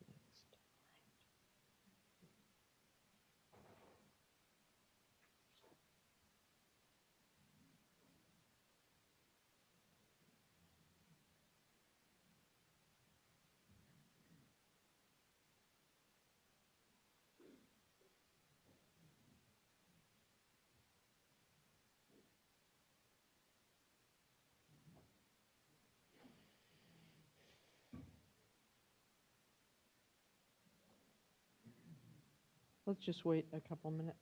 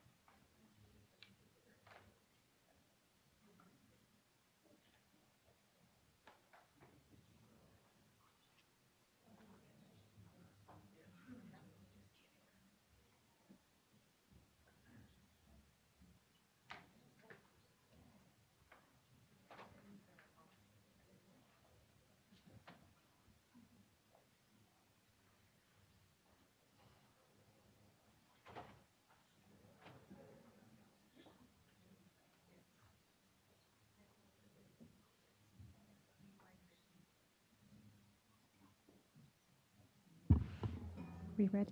I think we're ready to go. Okay. It's now 11:24. Thank you, Chair Marcus and the rest of the board members for your time today. My name is Laurel Wardrop. I'm the Industrial Construction Stormwater Unit Chief here at the State Water Board. And to my left is Diana Messina. She's the Surface Water Permitting Section Chief at the Division of Water Quality. We have Serena Liu and Ryan Mallory Jones from the Office of Chief Counsel. And then we have Shuka Ray Stagarpur, who's an environmental scientist in my unit, who's the project lead for this amendment. So this is a proposal to amend the Industrial Stormwater General Permit that was adopted in 2014. You're And gonna have this to is tell me a, how to make my PowerPoints widescreen. Shuka's the expert. So this proposed amendment, it has three components. The first one is to incorporate United States EPA sufficiently sensitive test methods. And the second part is to incorporate for the first time total maximum daily loads with industrial stormwater as a source. The third component is optional compliance options that would allow industrial facilities to do on-site or off-site capture best management practices for compliance with the permit as well as receiving water limitations. The first part of the amendment is in 2014, the United States EPA promulgated regulations regarding sufficiently sensitive test methods. And we adopted our permit right before they did that promulgation in 2014. So we would like to propose that we incorporate these requirements directly in this permit at this time because some of the total maximum daily loads have very low concentrations, and we want to make sure dischargers are using sufficiently sensitive methods as part of TMDL incorporation. What a sufficiently sensitive method means is for any National Pollution Discharge Elimination System permit, you would have to have a minimum level for that test method at or below the permit level or permit limit. So for industrial stormwater, that would be a numeric action level, which is a target concentration, a TMDL numeric action level, which is a TMDL specific action level concentration, or a numeric effluent limit concentration. So if the concentration for copper was 0.009 milligrams per liter, you would want to make sure that your method could get down to that or below that so you could detect it. Oops. The second part of this amendment is the total maximum daily load incorporation. And we've been working on this for a couple years, almost since we adopted the permit. And for everyone in the room, a total maximum daily load is a value of a pollutant, a volume of pollutant that can be assimilated by receiving water to still attain a water quality standard or beneficial use. And so these total maximum daily loads were developed and adopted by the United States EPA and the regional water boards as plans. They're plans to address an impaired water body for lots of different pollutants, lots of different sources. And so when something gets on the impaired water body list, one of the tools to fix the impairment would be a TMDL. There's other resources and other tools that are used to fix impaired water bodies, but TMDLs are one of them. TMDLs are incorporated into regional water board basin plans. So all of the TMDLs that we're talking about today have a basin plan amendment or they were US EPA promulgated. And the second part is all the ones we're talking about today. I can't speak for all TMDLs, but the ones with industrial stormwater as a source, they all have to be implemented through a permit to be enforceable. So we can't directly implement or enforce them through a basin plan. So in 2014, when we adopted the industrial general permit, we had some language about total maximum daily load incorporation, but we didn't do a full incorporation of implementation language. We kind of punted to a reopener because we knew that this permit was already overdue and we needed to move on, but we also wanted to give due process to the TMDL language and make sure that we took our time to incorporate those requirements. So the board adopted in 2014 a reopener to do the project that we've been working on since then. So in 2014, Attachment E was adopted, which is the list of TMDLs with industrial stormwater as a source that were adopted by the regional boards and the US EPA at the time the permit was adopted. In summary, there's 36 total maximum daily loads with industrial stormwater as a source. We all know there's lots more in the state, but only 36 of them had industrial stormwater. And that falls into 4 regions. The San Francisco Bay region has 3 TMDLs with industrial stormwater as a source. 2 of those are sediment TMDLs, and 1 of them is a discharge mine-specific TMDL. Los Angeles has the most of them. There's 25 TMDLs in Los Angeles with industrial stormwater as a source. There's 1 in Santa Ana Regional Board. It's a large one, though. It's the Newport Bay. And then there's 7 specific TMDLs in San Diego with industrial stormwater as a source. In 2014, we also decided that the regional water boards, in collaboration with the state water board, would put out a pilot of the draft language of how you would implement a TMDL. And so the regional water board staff put out drafts for public comment, and there was no action taken by the regional board at that time. It was just to get some initial feedback on TMDL translations in this permit. That public comment period wrapped up around March of 2016, and the state water board staff took that feedback from the stakeholders and the regional boards and then did another round of focused stakeholder outreach based upon those individuals that commented on the regional board drafts. We went through some examples of how we may translate the TMDLs, and we went through specific information from the different TMDLs in Attachment E. And this is where the stakeholders asked for the compliance options. They said, is it possible to have an alternative way to comply with the permit or with these TMDLs, much like the municipal stormwater permits? And so we were asked to consider that, and we got a lot of information on how we could do that. We asked the stakeholders to justify how that might be possible, and we have a lot of language in our permit about that. And so we'll get to that bullet when we talk about the compliance options, because we are proposing those. So for the TMDL specific translations, regardless of the alternative modeling, the wastewater allocations in each of these TMDLs was translated by the State Water Board with the help of the regional boards, and they fell into 3 different types of strategies based upon what the TMDLs had in them. So, for example, one of the wastewater allocation translation options was comply with the current permit adopted in 2014 and the numeric action level process in that permit. The second bucket, if you will, for TMDL waste allocation translation would be that comply with the existing permit and the numeric action levels, and in addition, you're going to have TMDL specific, more acute type numeric action levels related to TMDL compliance. The third bucket is kind of a new one to us. It's the idea of a numeric effluent limit. And so some of these TMDLs are proposed to be translated into numeric effluent limits at the point of discharge from the industrial facility. And in addition, they'd still be complying with their permit and their numeric action levels in the permit. We are following the same model for reporting and monitoring in the current industrial general permit. So they do stormwater effluent type of monitoring. When it rains, there's a qualifying storm event requirement, and we're following that same process where they get 4 samples a year from their discharge locations. So we're not increasing the sampling. The TMDLs didn't call for that.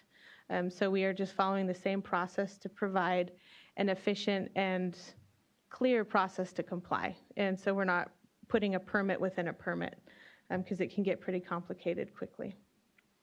And we're also, when a facility, we get this question quite a bit, is when do they know if they have to sample for a TMDL pollutant or not? And the answer that we're proposing is that you would follow your current pollutant source identification process in the industrial permit, where you identify all your industrial pollutants, and if they're exposed and discharging, you should be sampling for those. Same thing for the TMDL pollutants. So this isn't the model where you sample for it, and if you find it, you're responsible. It's that you identify what sources you have and then you sample.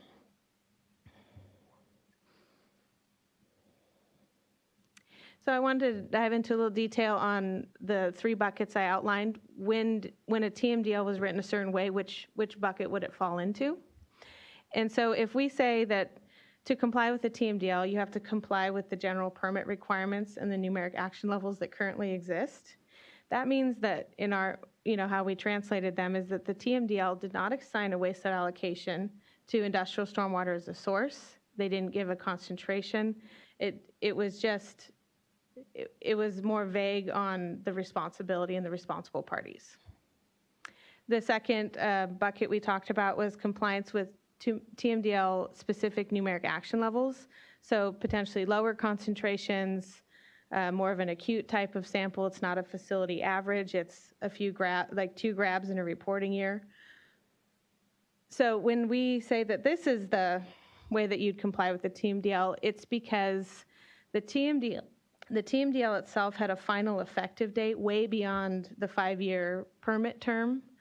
So this permit expires in 2020. So the final effective date was like 2032, for example, or way beyond. And so for this permit term, it would be a target because the final effective date didn't expire before 2020. So in that sense, we translated them to a TMDL numeric action level, but in the next permit, it may be a numeric effluent limit. It depends on when that finally effective date comes around. The second thing that we evaluated when we were reading these TMDLs was when there was a concentration-based waste allocation, but it was assumed to be met in the receiving water body. So it wasn't a concentration assigned to an industrial stormwater effluent discharge location. It was hardness-based. It was in the receiving water, and you had to do an equation so the facility would have a floating target basically based on hardness, or the concentration was supposed to be met in the receiving water. So the linkage back to the specific industrial stormwater sources was not there.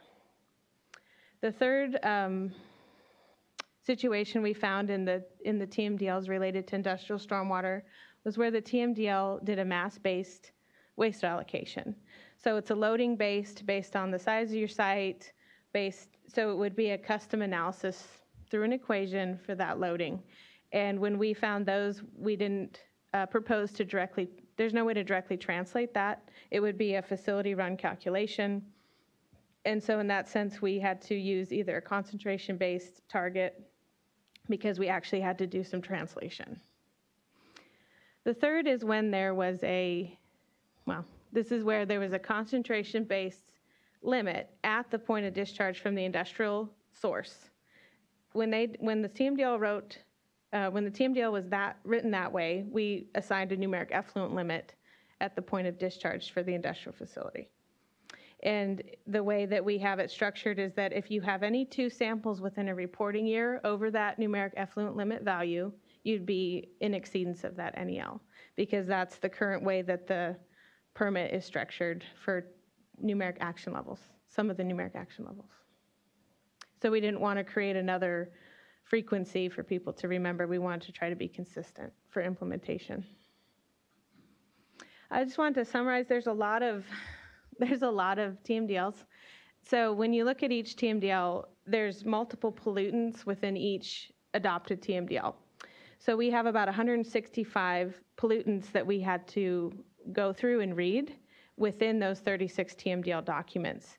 And depending on the pollutant and the sources and the concerns in the watershed, you would find, for example, if it's a Los Angeles River Metals TMDL, it may not have, for every metal, it may not be comply with the permit or do a numeric action level. It's very pollutant specific and source specific in these TMDLs. They're watershed based plans.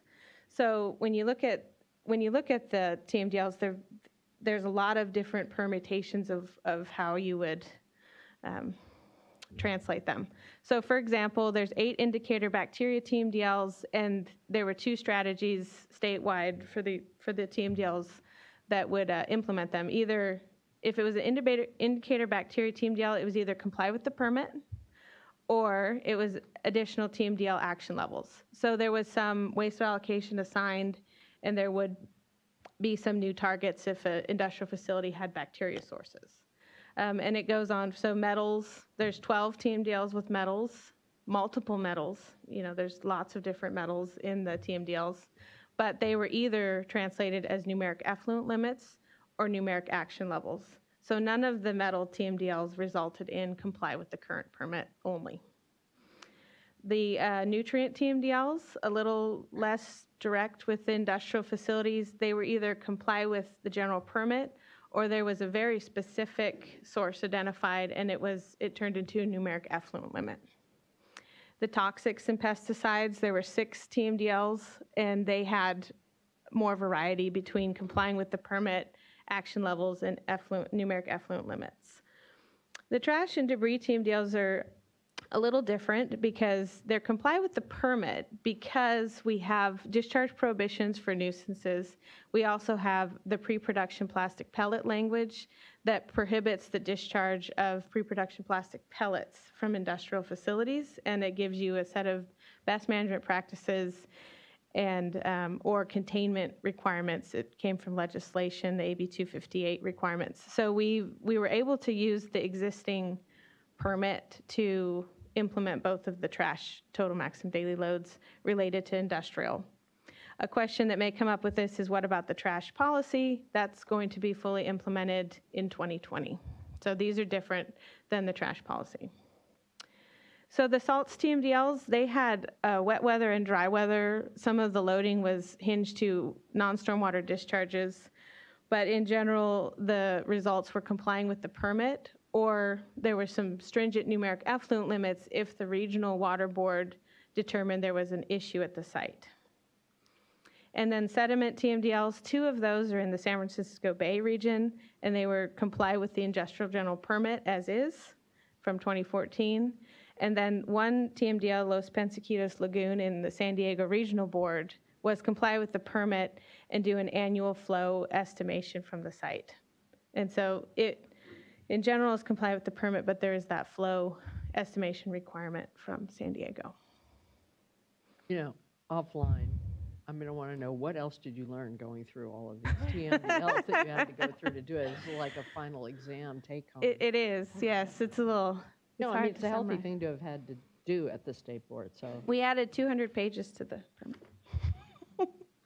So the third part of the amendment is the proposed compliance options. And this is the first time we've looked at something other than a number, even if it's a target. We're concentration-based, NPDES permit-driven.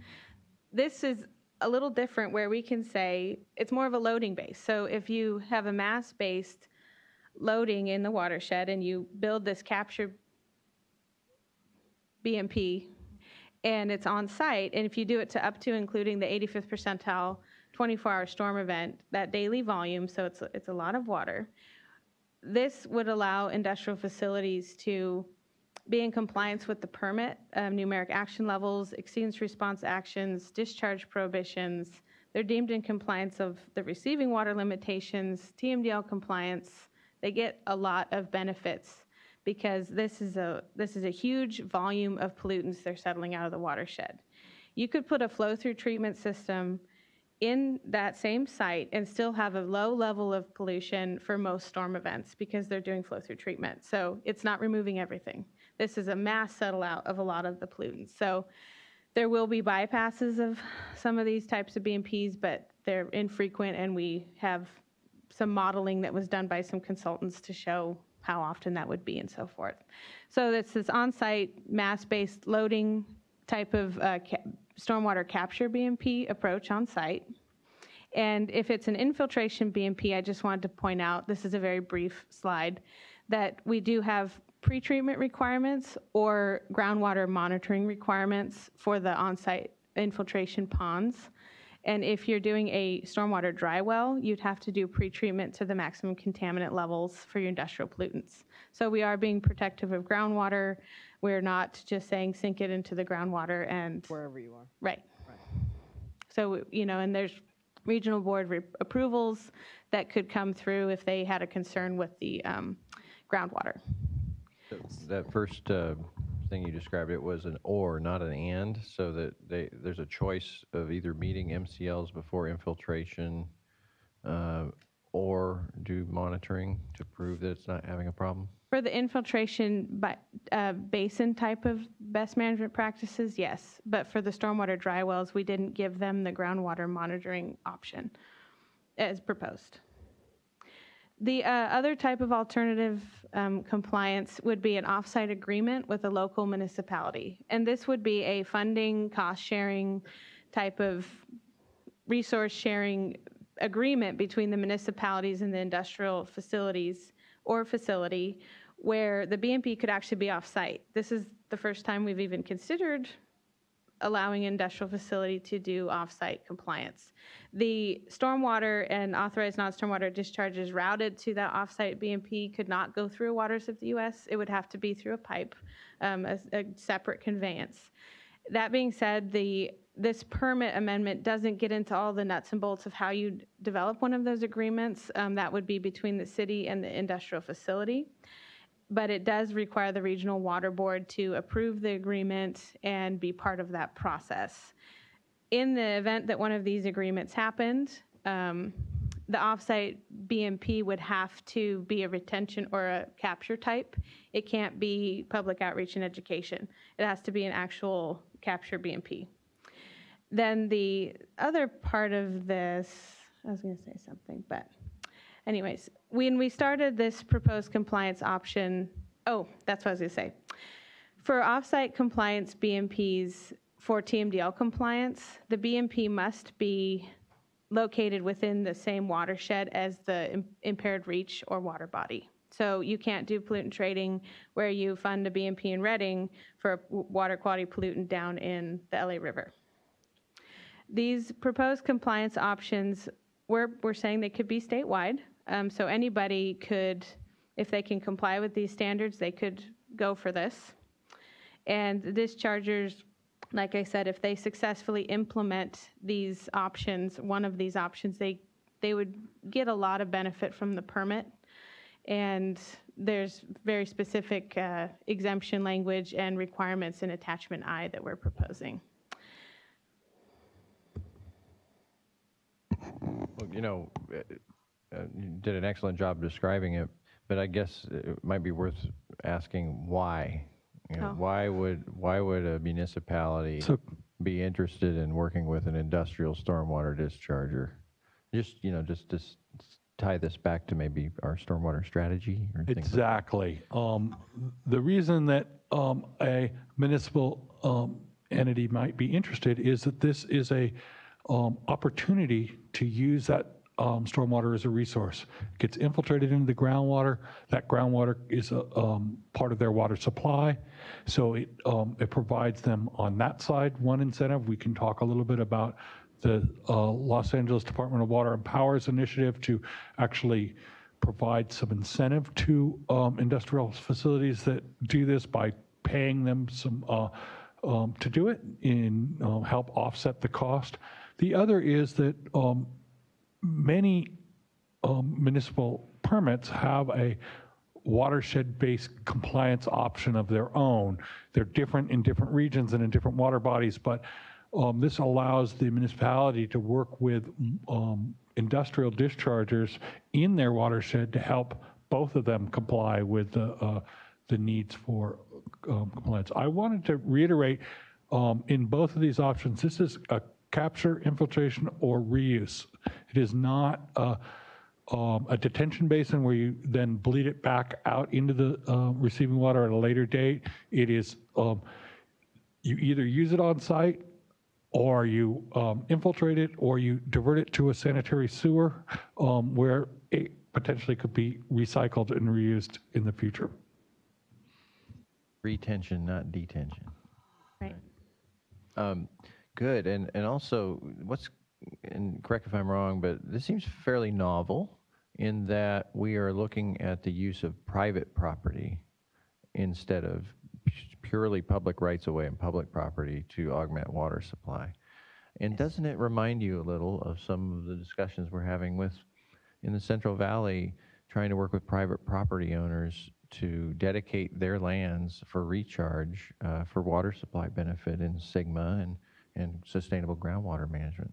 I see a parallel here and a really a tough challenge, but an important, we have to work through details about agreements between public entities and private property owners to ensure that the public resource water quality is protected really in perpetuity. I'm just thinking out loud, but you know, has that come up in your discussions about, you know, crossing this threshold of using private property? Yes, and some of the discussions were also between multiple private industrial facilities. If they don't discharge into a municipal storm system, what kind of agreement would they have with the municipality, if any? And, you know, another use for this for TMDLs would be where the municipalities are also implementing TMDLs for a lot of the same constituents. These industrial facilities are already discharging into their system, many of them, and it would make sense to maybe share resources in some of those situations where, like you're saying, Board Member Moore, that the industrial facility may have land that the city doesn't in those highly urbanized areas. So it'll be interesting.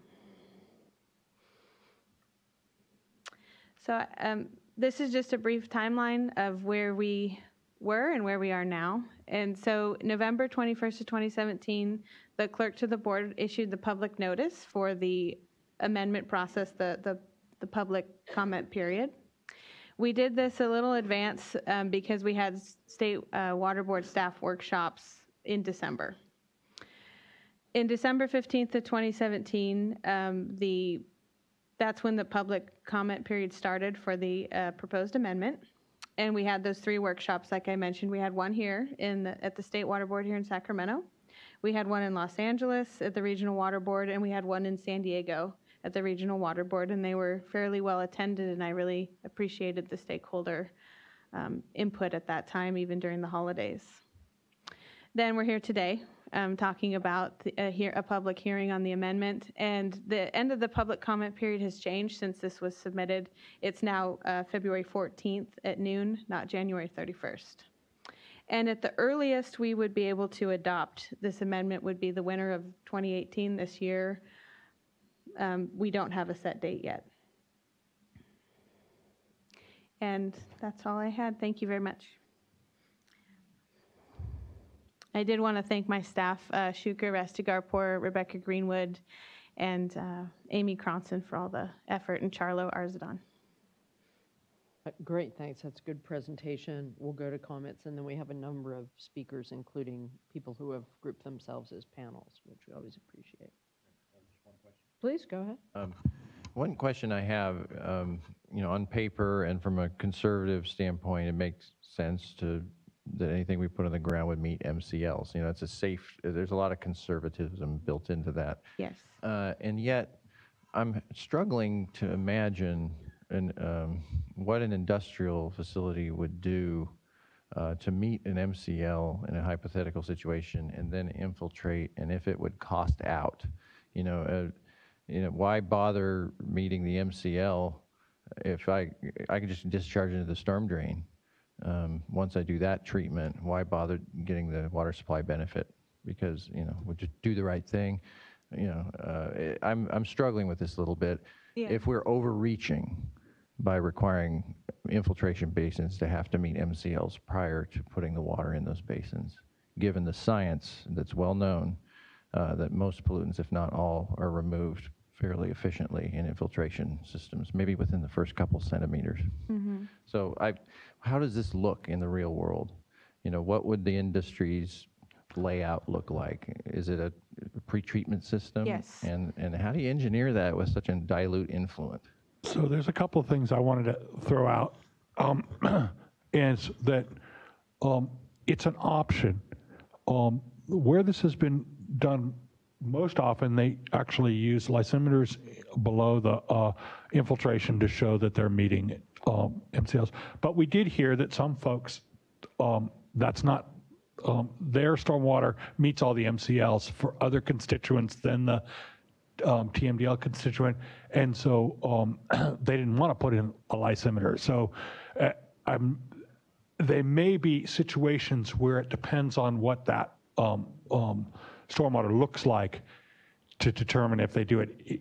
I'm not sure that many people are going to do pretreatment. There is a possibility for certain constituents you can do pretty easily, but I think it's more likely that it'll be where there isn't any MCL exceedances in the stormwater. They need to use the soil to take out the TMDL requirements like a metals issue. And so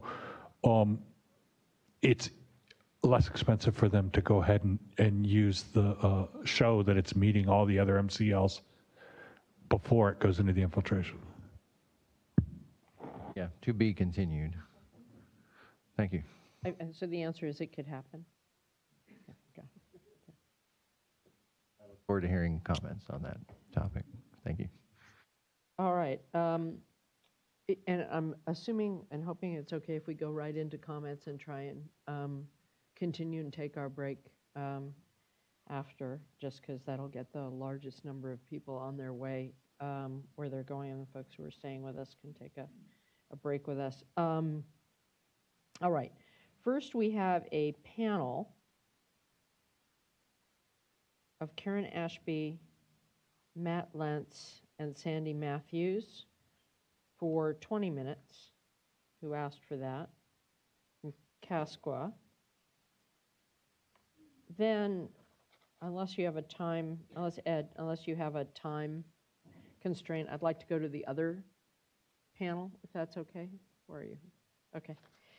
Then a panel with Coastkeeper Alliance, Sarah Amanzada and Daniel Cooper from the Baykeepers, asking for 12 minutes. And then we'll go to Ed Othmer from the Industrial Environment Association, and then Melissa Thorm for various clients. All right, that's our order. Okay. Well, thank you. Good morning still, just for a few more minutes here. Just a few. Yeah. Chair Marcus, Vice Chair Moore, and board members. I'm Karen Ashby, part of the regulatory consultant team for CASCA, the California Stormwater Quality Association. And I'm here today on behalf of Jeff Brousseau, our executive director, who is sick amongst many other Californians and could not travel today. Thank him for not traveling to us with whatever we have. Yes, it was our gift, right? I'm here today, as you mentioned, with Matt Lentz and Sandy Matthews to provide you with what we hope are constructive comments outlining both our support for the compliance options and alternatives that have been built into this permit, as well as some of our key concerns and recommendations for the proposed amendment to the statewide industrial general permit. CASCA leaders and membership have been actively engaged in the public process for the proposed amendment, and in fact recently attended the staff workshops in Los Angeles, San Diego, and Sacramento, all really held within a week of the release of the permit. So it was challenging, but we tried to provide as many constructive comments during that time. However, we were definitely heartened to hear that the board is looking for further input on the language and concepts in the proposal that we are discussing today, and we hope to start to provide you with that. The TMDL implementation requirements will have a significant fiscal impact on the affected facilities and industries. This is also the first time that the TMDLs are being incorporated into the permit, which affects a broad range of California businesses, including a diversity of industry types and economic circumstances. Given these factors, we need to get this new permit language right. And that's really the crux of our comments today, is the concepts are there. We really want to work on the actual permit language to make sure that the language is pragmatic and provides clear provisions that allow businesses to understand the new requirements and create approaches that meet these requirements to ultimately protect water quality. As noted during the staff workshops, we are very supportive of the compliance options and alternatives. However, we strongly recommend that the board continue to work with the stakeholders to develop pragmatic and clear provisions prior to the adoption of the amendment. In this regard, we are formally requesting additional stakeholder workshops to discuss these issues in details with staff to ensure that the incorporation of the TMDLs is fully vetted, incorporated, and clear within the permit. I think a lot of the comments you're going to hear from us today really go to that point, is that we just need to make sure that everything is clear and understandable within the permit, and so that we can preserve the concepts that have been introduced.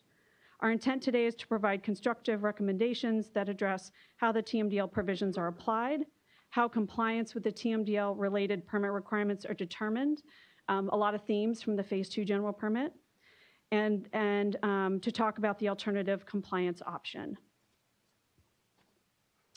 Okay, so with that, I'm going to go into some comments that we have regarding the applicability of the TMDL requirements. I could just cut to the chase, and that is that CASCA recommends that the application of the pollutant-specific TMDL-based requirements be limited to those industrial general permit facilities that identify the presence of TMDL pollutants in their pollutant source assessment that Laurel mentioned, instead of being solely based on geography. As you well know, the industrial general permit applies to a wide variety of industrial facilities that have different industrial pollutant sources specific to their operations. As such, the permit recognizes that not all potential industrial pollutants are necessarily present in the industrial operations of all those facilities and requires dischargers, therefore, to conduct a pollutant source assessment of their industrial operations and of their materials and wastes. Based on this assessment, BMPs are then selected and implemented, and a monitoring program is designed for the pollutants that are in fact identified. The process of linking the presence of industrial pollutants to the facility is fundamental to the industrial general permit and allows the industrial dischargers to focus efforts on those industrial pollutants that are present at the facility.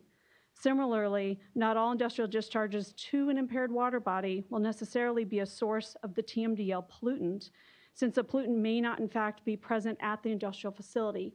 Even if they're in that watershed, the pollutant may not be a result of the industrial processes.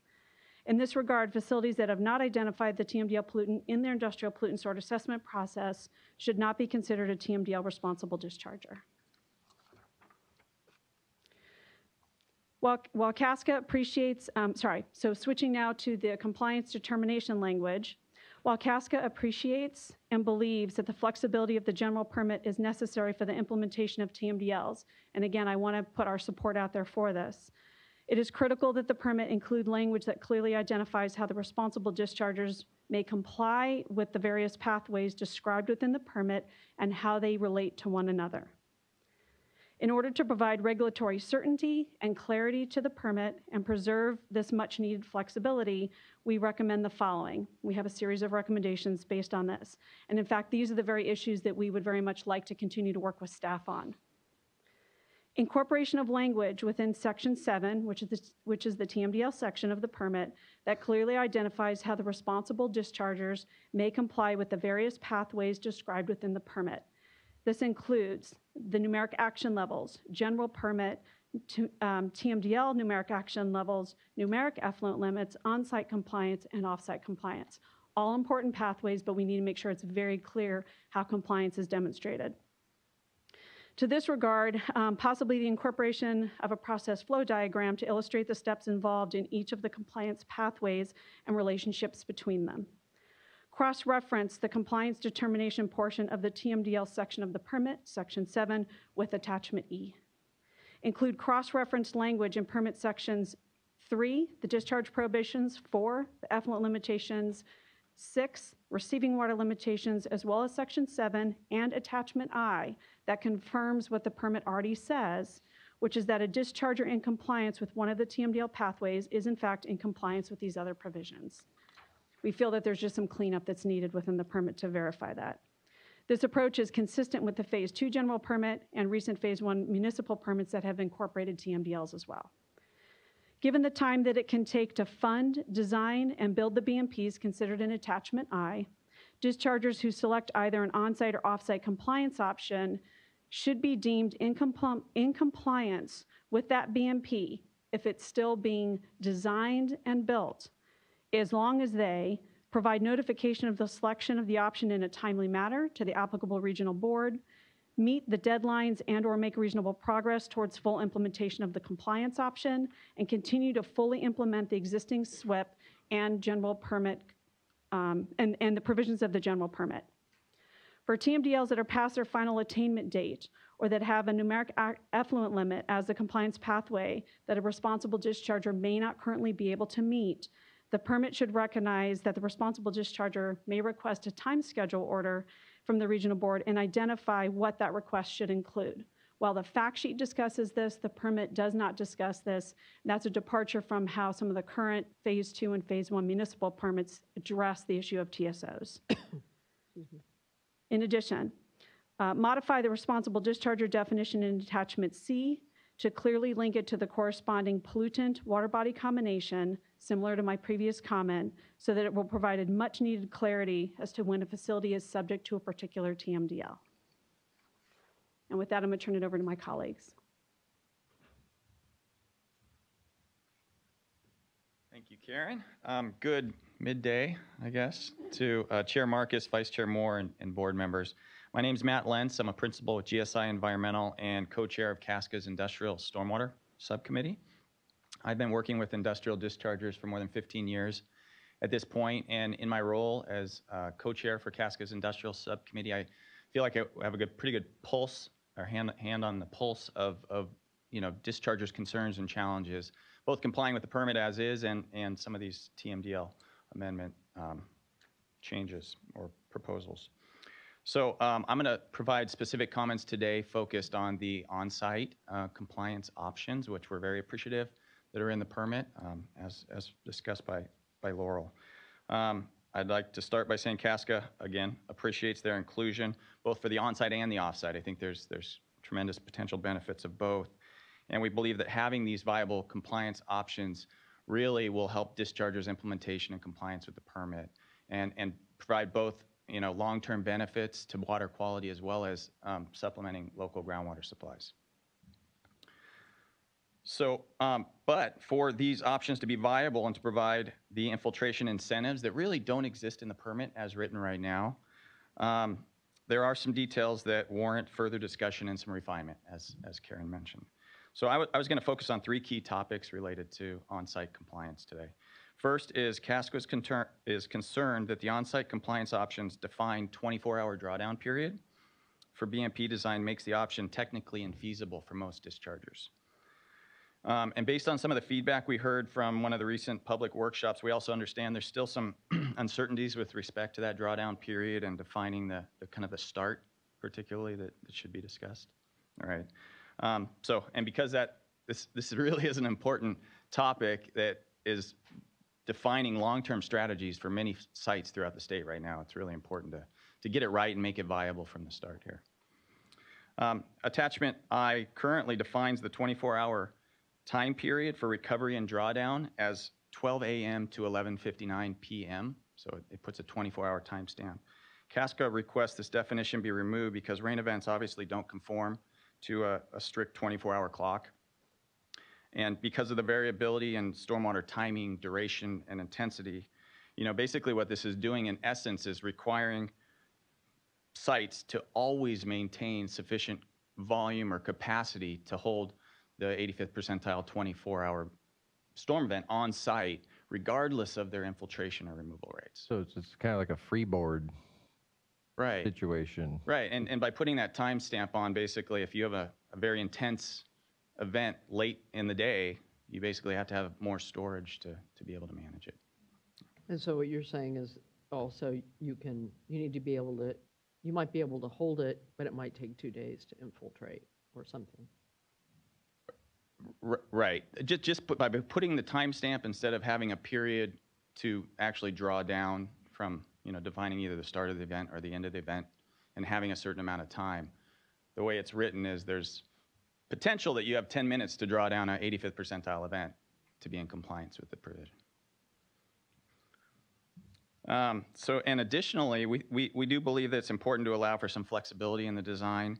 And we are looking at the ability and doing some additional modeling.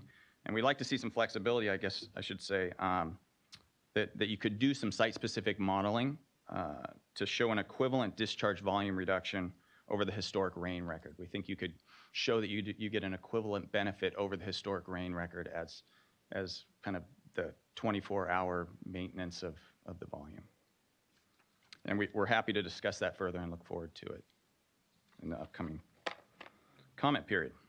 Okay, so second, while implementing, and this goes directly to Vice Chair Moore's comment earlier, interestingly, while implementing appropriate BMPs to improve stormwater quality prior to infiltration is important, we are concerned that requiring influent to a stormwater infiltration BMP meet both primary and secondary MCLs make the option overly complicated, expensive, and really it's unprecedented for stormwater infiltration BMPs, including those being implemented currently under other municipal MPDS permits for TMDL compliance.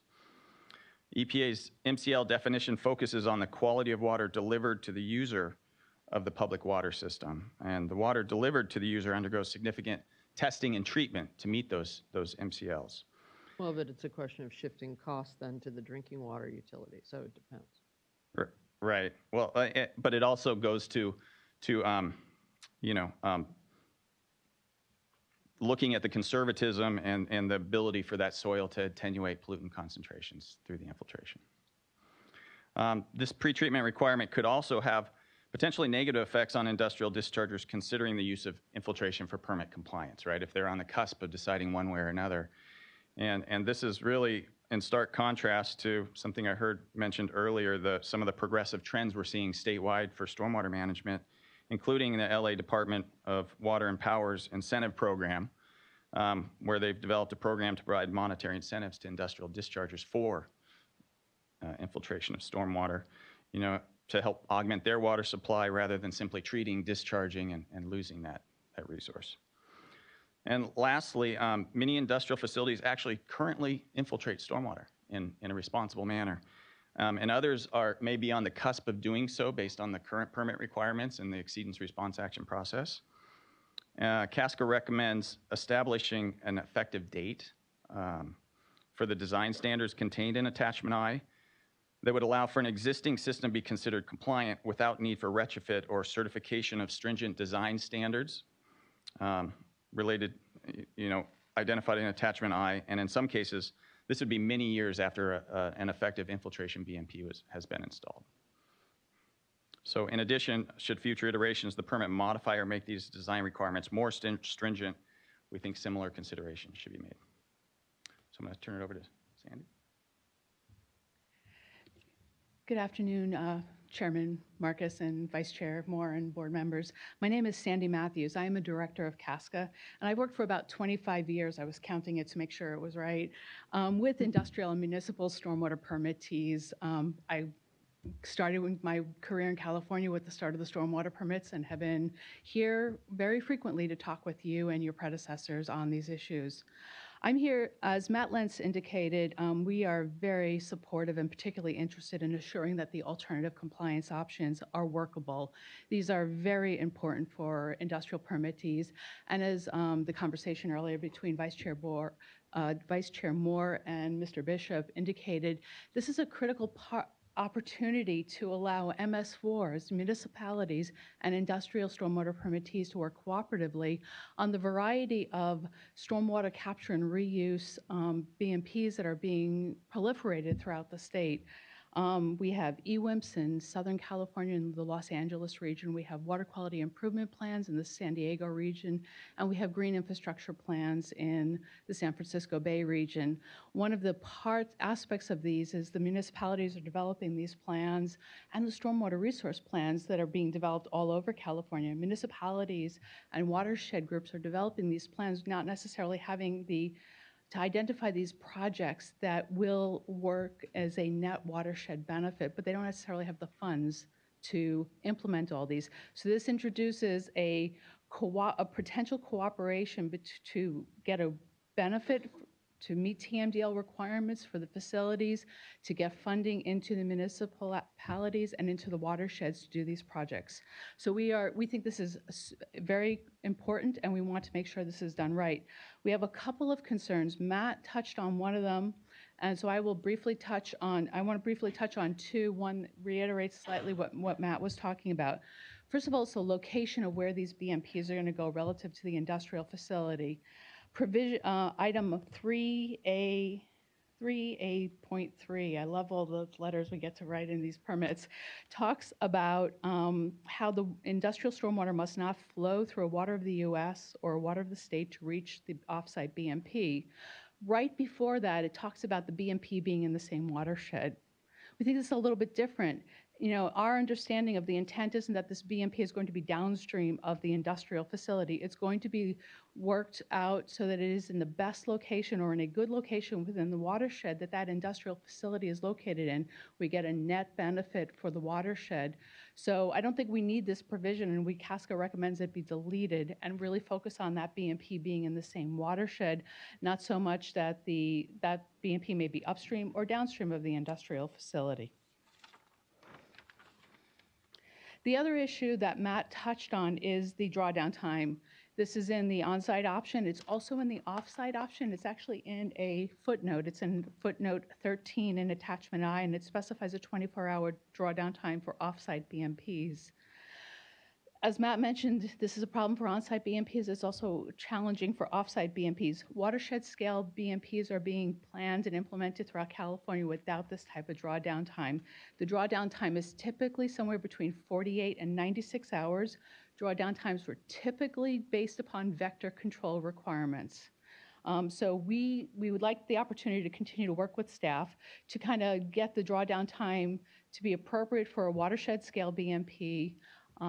That's more consistent with that as being used in the EWIMPs and the water quality improvement plans. Typically, those are the modeling for reasonable assurance analyses are using a 72-hour drawdown time, and most of the BMPs are being designed with a 96-hour drawdown time. So we'd like to talk a little bit more about that with staff and work out that very important detail. So can I ask a quick question there? Because there's a difference between capacity and drawdown. And so I think that we are open to discussing changing the drawdown period, but that would mean that the capacity of the BMP would need to be bigger because you'd still have to retain the 24-hour storm event. Okay, as long as we're clear on that. The drawdown was a shorthand for making sure you had enough capacity. Okay. So if we can figure out a way to word that so that you still have the capacity, but you have a longer drawdown, I'm okay with that as long as we deal with the vector control on that.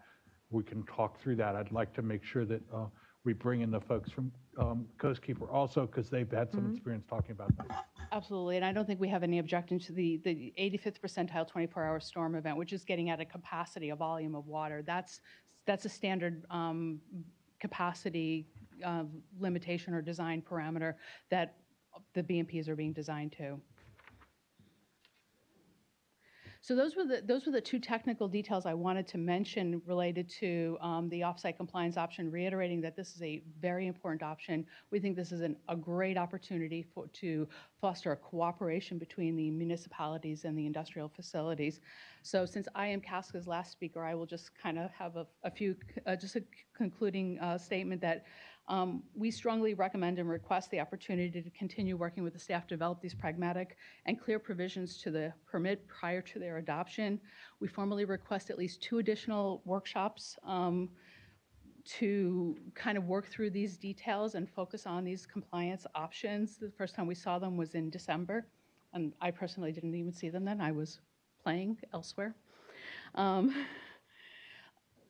And we think that it's important that the TMDLs clearly identify who the provisions apply to, as Karen indicated, how compliance is going to be demonstrated, and how to make these alternative compliance options viable.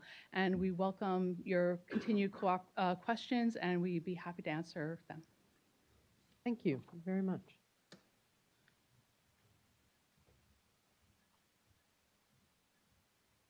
Next group. Ms. Amanzadeh, and then Mr. Cooper. Okay. Mr. Cooper's face was harder to read today during this hearing so far than it usually is. I'm just saying. No, I like looking at your face and see what your reaction is. Thank you. How will I?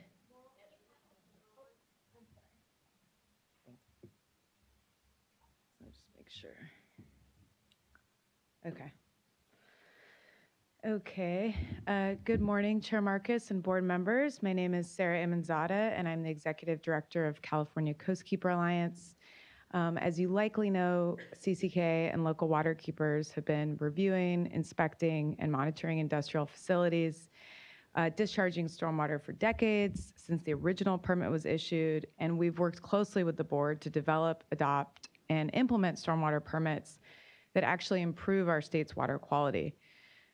We have water keepers out in the field today throughout the state, monitoring wet weather discharges from industrial facilities and to try to ensure that we're keeping impaired and non-impaired waterways safe and clean for the public.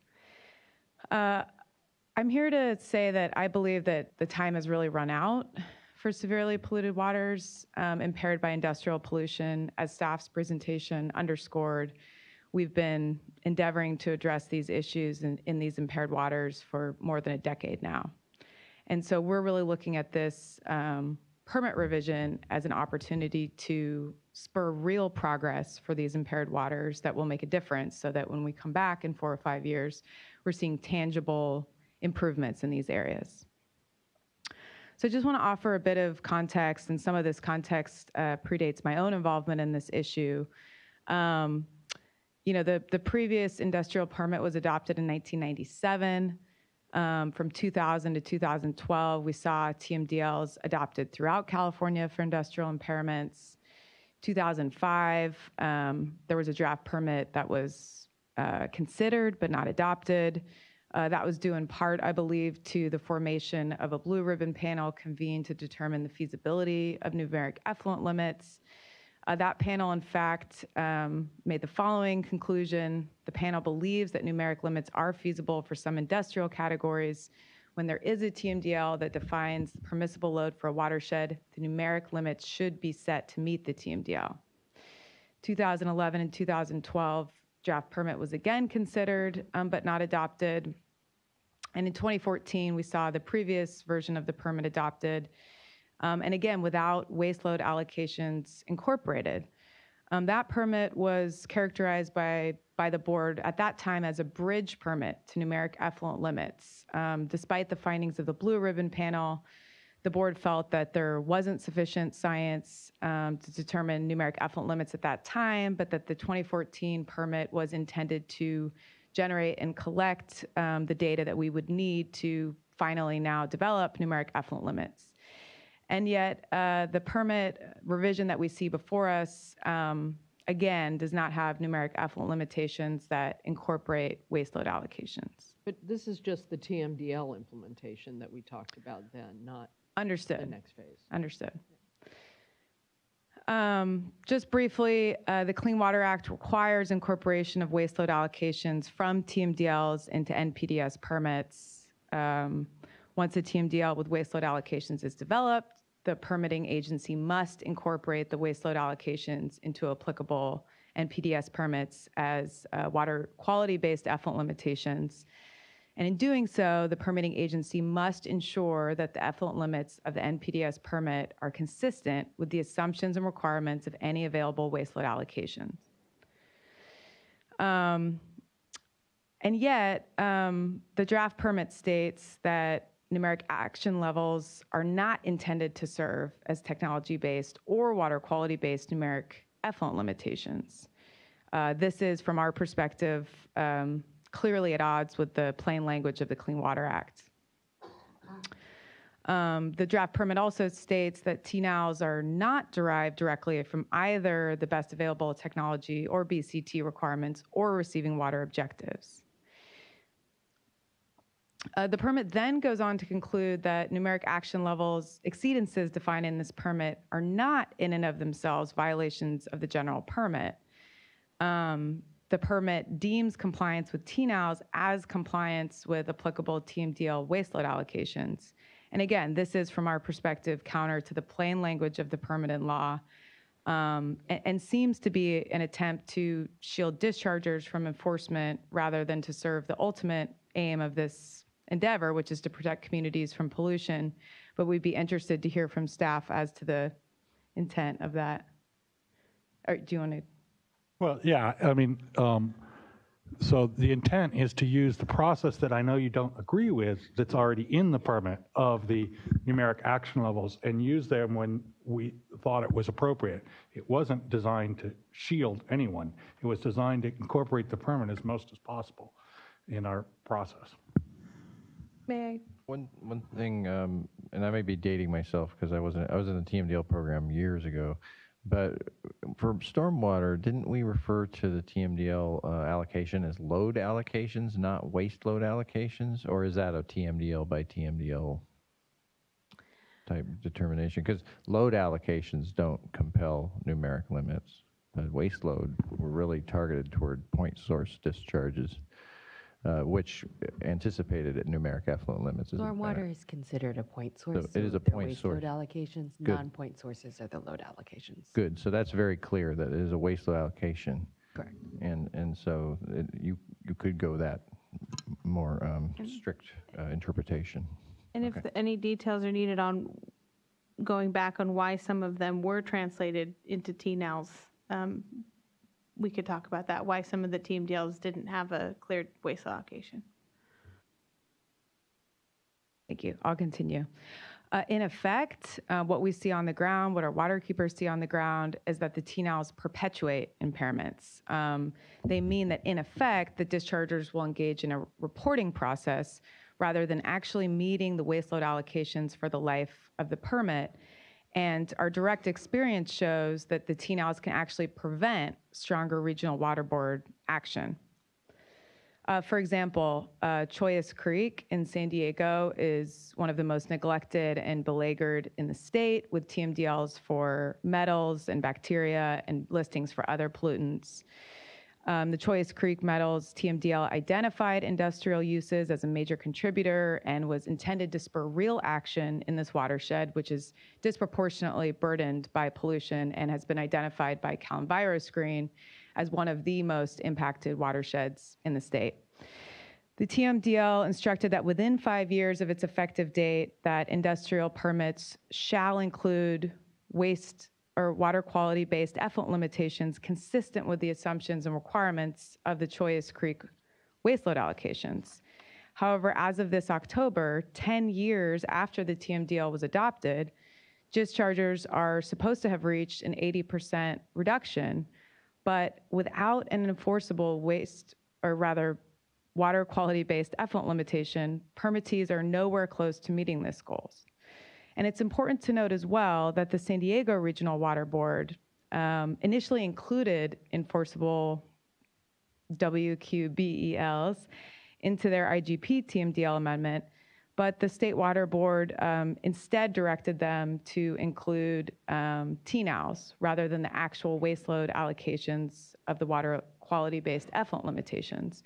And you can see here in their February 2016 initial draft that they recognized that the numeric action levels were not enforceable and that numeric water quality-based effluent limitations were necessary. So we're concerned about how this state guidance is actually undercutting the potential for local action to actually address these polluted waters. Can I ask a quick question? So when I look up there, I want to make sure we're understanding it right. If you could go back, is the effective date of the TMDL, when is the compliance required for the waste load allocation? So when we go back and look.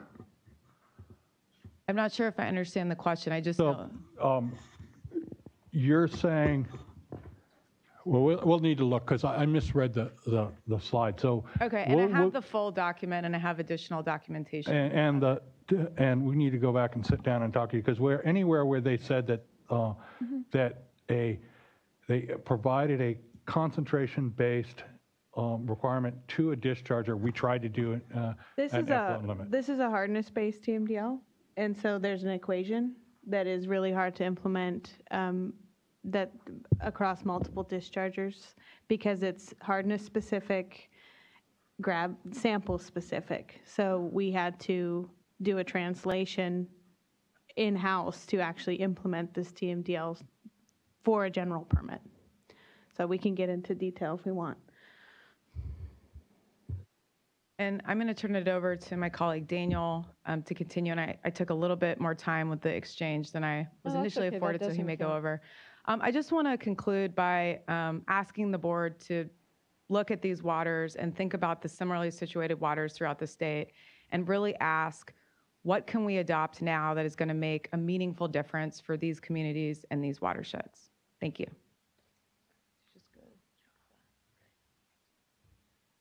And I guess I'm Daniel Cooper, and I'm with Lawyers for Clean Water, and I'm here on behalf of San Diego Coastkeeper, LA Waterkeeper, Orange County Coastkeeper, San Francisco Baykeeper.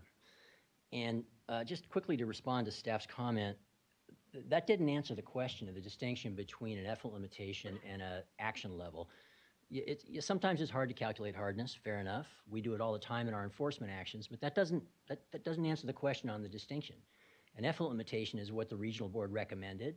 State board staff has rejected that, basically undercutting their determination to have an enforceable effluent limitation in the permit.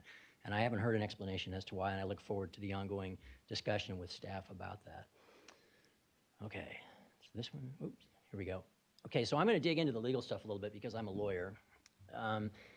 TNALs are specifically defined by staff as not being effluent limitations. That's called out in the permit.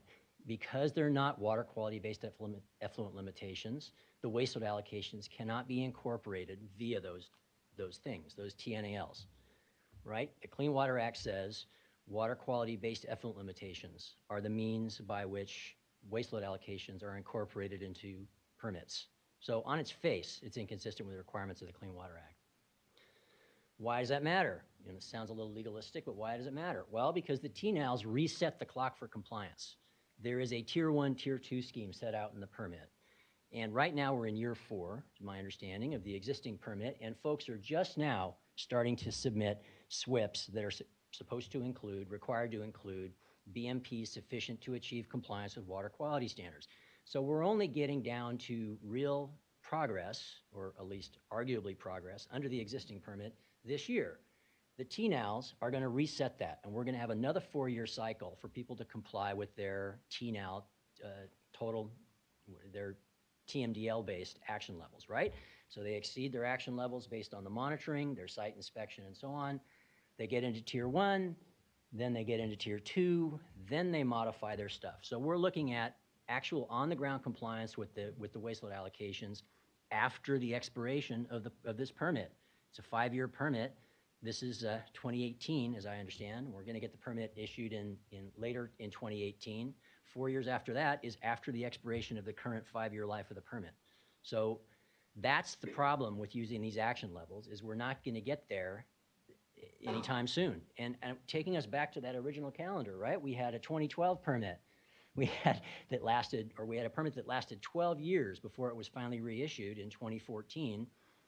Are we heading there again? When are we going to make real progress on TMDL implementation? Okay, I want to comment quickly on the infiltration option, and I want to say that the keepers strongly support that alternative. On-site, off-site, it's great. We've seen a lot of the defendants in our enforcement actions implement this infiltration stuff. We're working with the city of Los Angeles on their incentive program, and we support this very strongly. And we've been working with staff on this. We've had a series of meetings, and we appreciate the meetings we've had with the regional board and state board staff on this. It was your idea, I think, in the first place. Well, we're a little concerned about the 85th percentile design storm. I do want to acknowledge that the analysis we did on this was held up a little bit because we were doing it with DWP, and there was an issue about confidentiality. We've got that fixed. We're going to share that information with you guys, and we can start the conversation as to why we think the 95th percentile is actually compliant and not the 85th. So that's, hopefully we can have that conversation in the coming days. But I do want to share this table that Dr. Richard Horner generated for us after having reviewed the data and the analysis done by the dischargers representatives. And in our view, his view, the total load was low in the estimates they were using. And so to actually get to 98, 97, or 96% compliance rates for copper, which was the one we were using as being the hardest one to comply with in the LA River, it's looking to us like a 95th percentile storm is what we're going to have to get to rather than the 85th. You can see we're down at 92, 90, 87. 87 is not really acceptable in terms of complying with the TMDL in our view. But we can have that conversation. There's another problem with using the 85th percentile, however, and that's there are several TMDLs that have a zero waste load allocation for particular industrial categories under the industrial permit. And if you look at this Newport Bay toxic pollutant TMDL, boatyards have a waste load allocation for these metals of 0. And that's because they're supposed to put all their stuff into the sanitary sewer. However, if you look at the WDID list, we've got at least 5 boatyards permitted for discharging stormwater into Newport Bay, active permittees right now. And if the TNAL is incorporated as included in the draft permit, all those folks are going to be allowed to discharge all of those metals for which they have a 0 waste load allocation. So there's some hiccups in the universal application of the 85th percentile that we're going to need to deal with as part of our conversation. There's a bunch of TMDLs which have no waste load allocation for industrial dischargers, and so they can't have an 85th percentile or 95th percentile storm. They have to have a 0. Okay, there's another problem with the permit, and that's the lack of a meaningful anti-degradation analysis. This is the entire anti-degradation analysis in the permit, right here, 1 paragraph. That's it. And the conclusion is the general permit does not authorize an increase in waste discharges to waters from the previous permit, therefore there's no anti-degradation analysis required. Staff is asking the wrong question. The question is not whether the changes will increase current levels, speed up degradation. The question is whether it will continue existing levels of degradation. That's clear from the Agua case, and yet staff continues to apply this old standard where it has to increase degradation. That's not it. And why does this matter? Why would a good anti-degradation analysis matter? Because the anti-degradation analysis that complies with the law would force staff to face the impact of the TNAL scheme. At least 4 more years of continued degradation of already impaired waters statewide while this process proceeds, and the non-compliance with TMDL waste load allocations. If they did an honest anti-degradation analysis, they would have to face up to that problem, that we will continue to cause degradation in already impaired waters for at least 4 more years. The permit also includes no CEQA analysis. I think everybody agrees, certainly the LA Regional Board agrees, that NPDES permits are exempt from Chapter 3, but not Chapter 1 of CEQA. And Chapter 1 includes the mandate of 21002, which forbids a project if a less damaging feasible alternative exists. There's no CEQA analysis in this permit, no analysis or findings relating to a less damaging feasible alternative. Why does this matter? Again, because an analysis of whether there's a more or less damaging feasible alternative, specifically water numeric effluent limitations rather than TNALs, staff would have to face up to that. And there would also be an integration with anti-degradation and anti-backsliding with this CEQA finding, and it would allow for this backstop that we can't issue another permit, putting off compliance for another 4 years, causing further degradation, and still comply with anti-backsliding, anti-degradation, and CEQA. So again, here's the biggest problem for us, that these are not effluent limitations, they're action levels, and inaction levels is what we've seen in the past, but we'll call them action levels.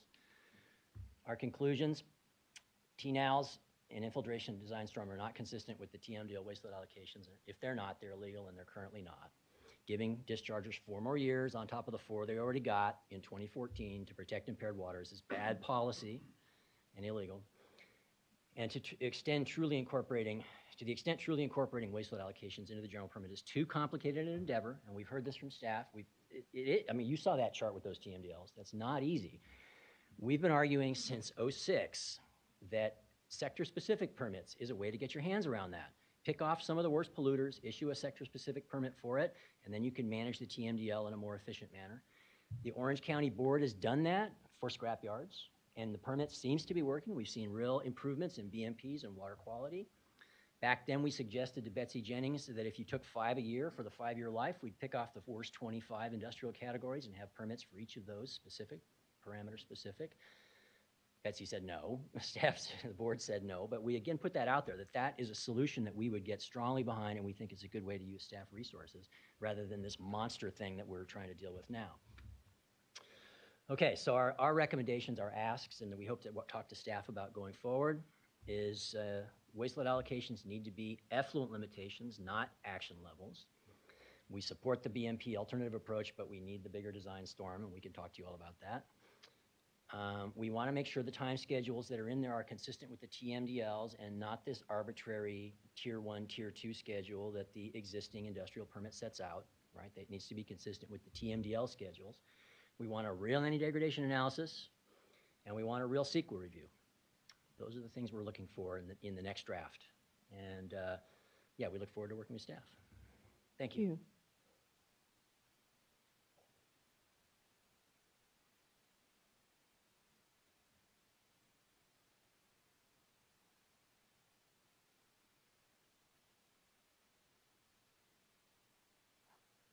Great, thank you.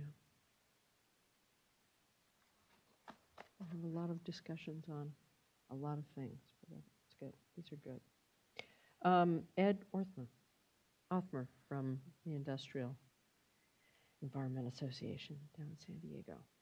Thanks for joining us. Good morning. Hopefully I'm not the last one. This will be Nope, we have two more after that. It'll be Melissa Thorem and then Adam Harper from the California Construction and Industrial Materials Association. Well, good afternoon, Madam Chair and board members. And another blue card is coming. If there are any more blue cards, you got to get them in. I'm coming.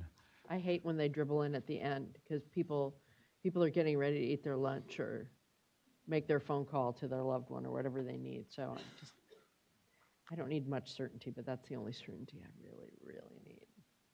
All Hi. right. Now, take it away. Okay, well, good afternoon, Madam Chair and board members. My name's Ed Othmer. I am a stormwater practitioner with Stantec, and I also serve as the president of the Industrial Environmental Association.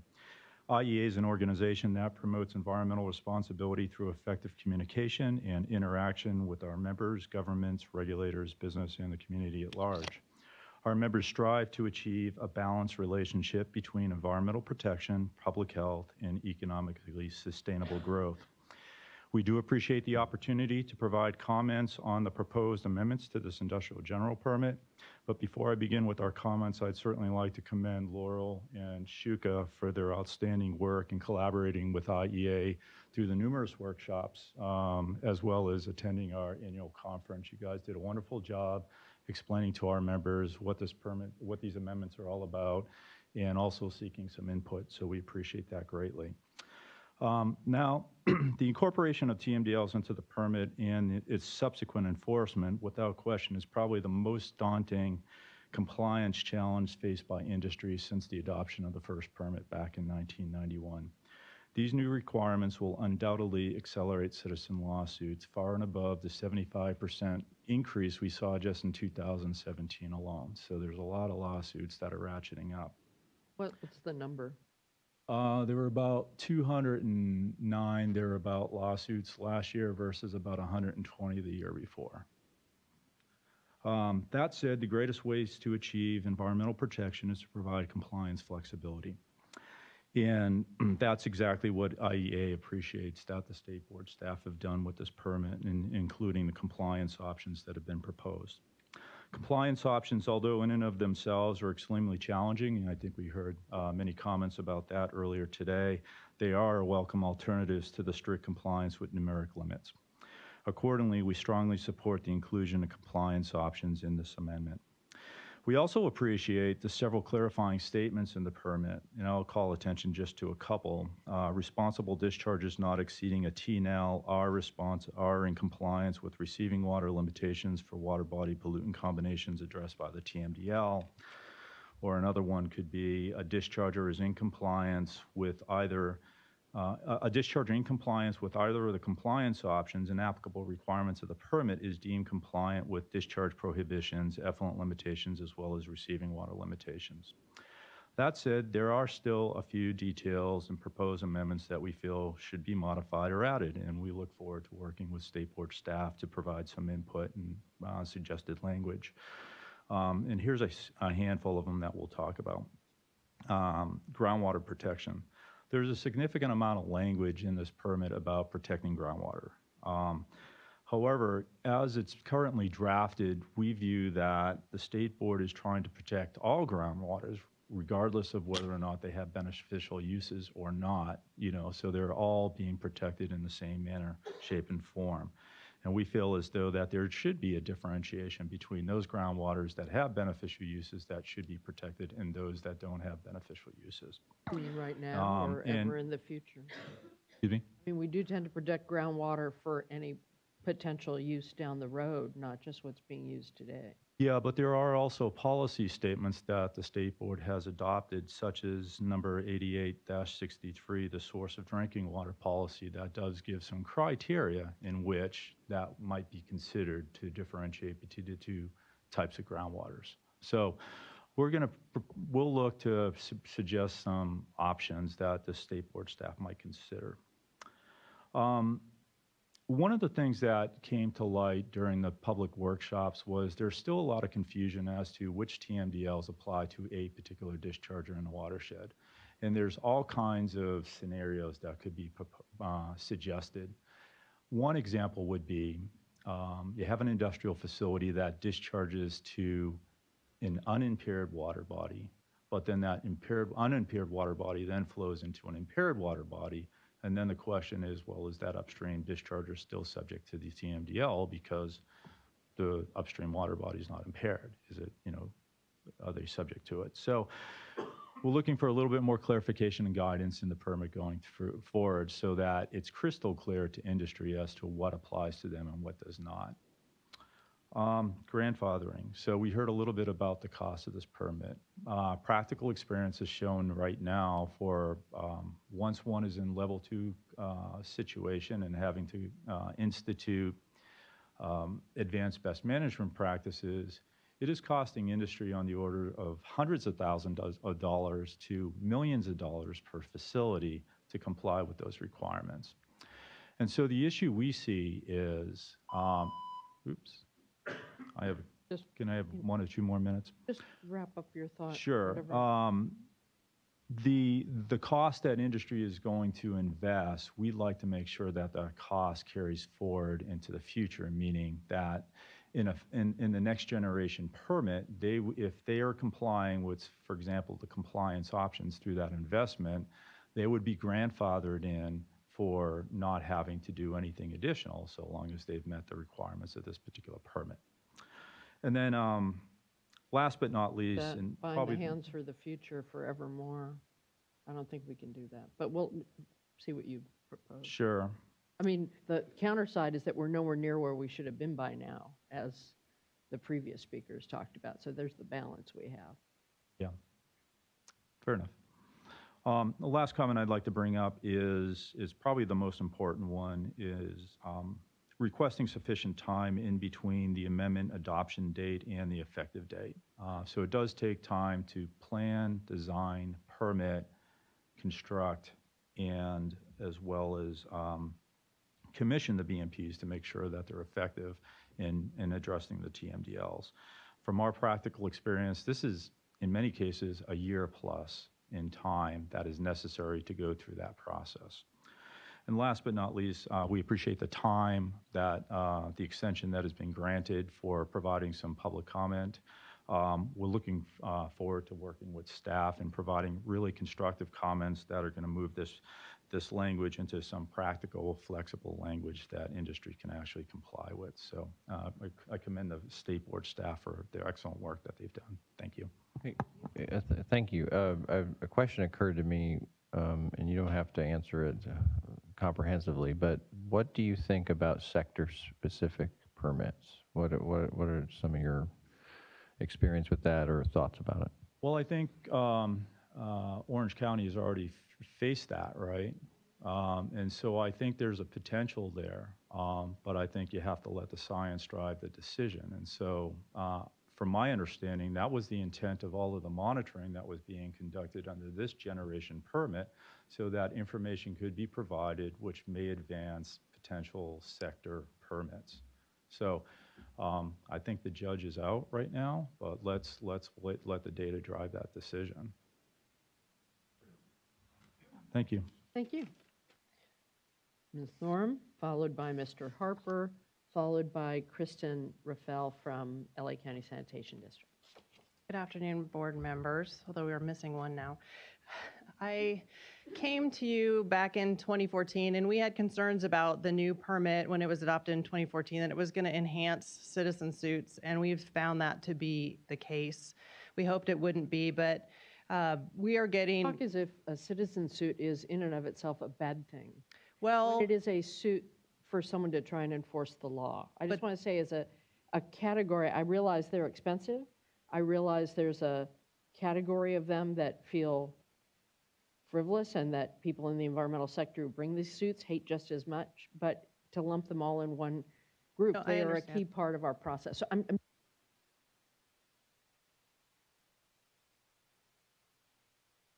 Got it.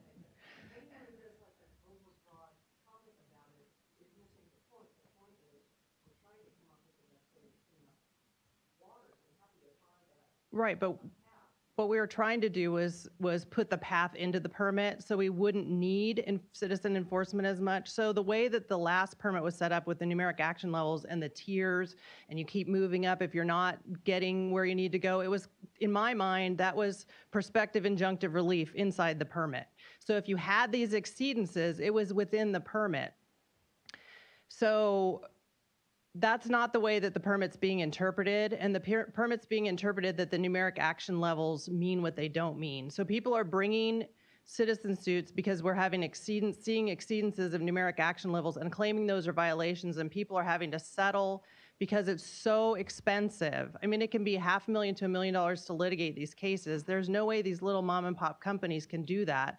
So they're having to settle these cases to just get on with their lives and do what they were planning on doing. A lot of times we're seeing they're doing the tier 1 and tier 2 compliance, and they're in compliance with the permit, but they're still getting threats of suits or lawsuits because the interpretation of the permit is different. And I think we do need some clarification of the permit about what numeric action levels really are, because I agree with the environmental community's presentation that they're not either water quality or BAT BCT. There's some weird in between, and it makes it hard to tell a court what it means if you have an exceedance. So I think the permit needs to be clear about what BAT and BCT are, and that they're not BAT BCT numbers for every industry, and there's not even anything described for BAT BCT for most industries. And I think we need to have that be really clear, and we will provide language to you on that front. On the TMDLs, the last permit found it was infeasible to have numeric effluent limits, and I don't know how the science has changed or the technologies have changed that it's no longer infeasible. And you don't have to have a numeric effluent limit. Even where the waste load allocation for a TMDL is numeric, you don't have to have a numeric effluent limit under 12244K 2 and 3. If it's either stormwater or infeasible, you can have a BMP-based approach to those limits. And adding the TNALs, the new TMDL NALs, just creates a whole new level of complication that we're having enough trouble with the NALs. So I think we need some explanation, and even though the permit says it's not a violation, that's not how people are interpreting it. We really appreciate the compliance options, but there is a concern about adding groundwater to an NPDES permit. That's not covered by the Clean Water Act, discharges to groundwater. So an alternative could be a general WDR for infiltration basins, that you could deal with that, because we really don't want the citizen groups to be able to challenge what your discharges to groundwater are, because that's not part of the Clean Water Act currently. And there are some concerns about the one-size-fits-all 85th percentile 24-hour storm. It's wildly different between Los Angeles and Eureka. I mean, trying to get enough storage for someplace in Eureka, you would need acres and acres and acres. So maybe there's some 1 inch of rain or something that could be the same amount, because if it's more than that, you're getting a diluted flow anyway, that it could be just a certain amount statewide, so that people in different parts of the state aren't being disproportionately impacted just because they located in that place. We are seeing people moving out of the state because these things are getting to be much more complicated. I'm seeing a lot of clients moving to Reno because they don't have these same requirements over in Nevada. On the response to the anti-degradation, that doesn't apply when you're putting the TMDLs in here, because it only applies to high quality waters, not impaired water bodies. And I actually brought cases historically on the CEQA in NPDES permits, and we lost on that front against the water board. So that's been tried, and the water board has been successful to say CEQA doesn't apply. So thank you. We will be providing comments by the comment deadline.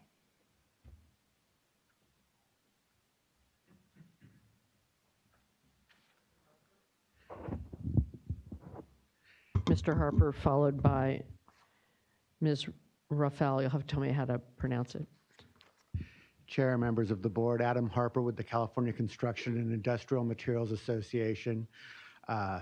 We represent construction aggregates, sand and gravel, clay operators, ready-mix concrete statewide.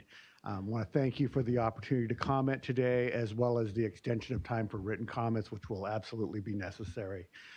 The issue I'm going to raise is, I think, already been batted around by the board and staff, and we haven't had a chance to talk to Laurel and her staff about it yet, partly because we're trying to figure out what would be a good solution.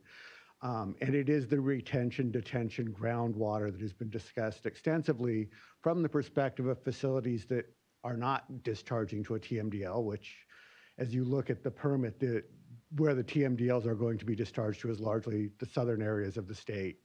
And you have a few in the Bay Area, but those are actually under the existing permit structure.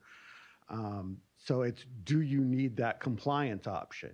And we have, you know, are you using the optional compliance of storage, or do I have a retention basin? And numerous of our members already store, you know, attempt to not discharge groundwater through sediment retention basins, et cetera. And the question is, with this new criteria coming into the permit, are the criteria set for that optional compliance option going to become mandatory outside that compliance option? In specific, the groundwater criteria is new. I think by virtue of comparison, when you do the notice of non-applicability, there's an option for the board to ask for a groundwater analysis, but it isn't automatically included. And that's for a much larger potential to not discharge than an 85th percentile storm. So we wanted to raise those issues and tell you those are real issues, and people outside it are looking at it going, what's this mean for me, who is not discharging to a TMDL, but have structures that might be construed as that structure, and it may not be engineered to that kind of storm and with that level. So that's one issue. Have also heard from members that will be discharging to TMDLs that they would very much like consideration of many of the comments that CASQA put in, but very specifically, the pollutant source assessment at the industrial facility can drive testing versus having to test for anything that becomes in a watershed at that point. And that's kind of, in their mind, why you do a pollutant load assessment of what you have on site. So with that, I don't want to take more time, but I think that's a very worthwhile issue for discussion and consideration by the board, and we will submit more comments in the future. Thank you. Thank you. Hi. Good afternoon, Chairman Marcus and members of the board. I am Kristen Ruffel. I'm the water quality, I manage the water quality section at the sanitation districts of Los Angeles County. The districts have industrial general permit coverage at 9 wastewater treatment plants, 3 material recovery and transfer facilities, 2 active landfills, and 2 energy facilities. I wanted to thank staff for putting together a very thoughtful amendment and for working on the alternative compliance pathways. I think they're critical to many dischargers who cannot find a path forward with compliance in other ways. I wanted to also, we'll be putting together written comments by the comment deadline, but I wanted to reiterate the comments on the 12:01 p.m. to 12:01 a.m. to 11:59 p.m. issue with the drawdown period. The sanitation districts have actually been following as part of one of the stakeholder processes, and we've been actually working on trying to design the facilities that would comply with this, and we're running into problems on a couple of these issues.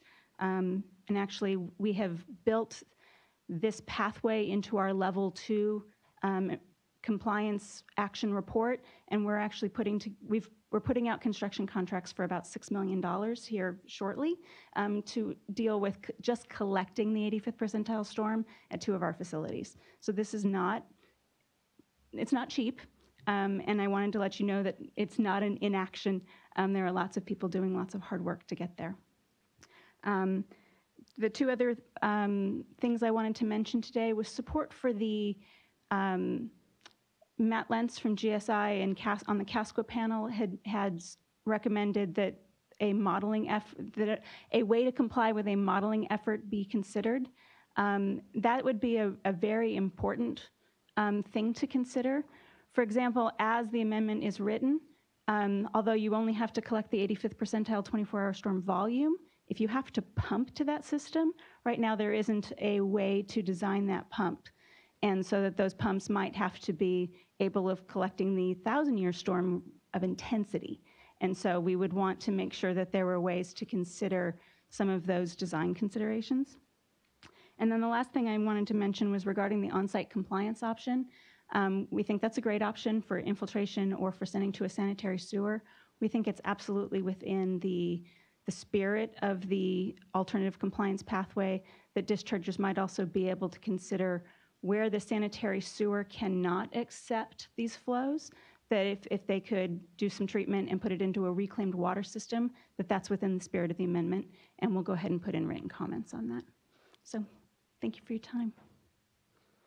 Thank you for your comments. I had a quick question for you, just as part of the workshop dialogue. You've done a lot of design work on the 85th percentile storm, as you noted. Had you looked at what effect on those facilities a design on 95th percentile storm would be?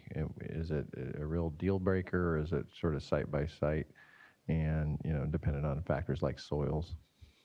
It is dependent on factors like soils, land availability. Some of our facilities can't even collect the 85th percentile storm, honestly. Jumping to the 95th percentile would be, in some cases, prohibitively difficult. I'm actually already in the process of designing systems to collect that first 85th percentile storm, and we're struggling to figure out how to get rid of that water within the 24 hours to collect it day after day after day. These are big systems, and it's a big deal.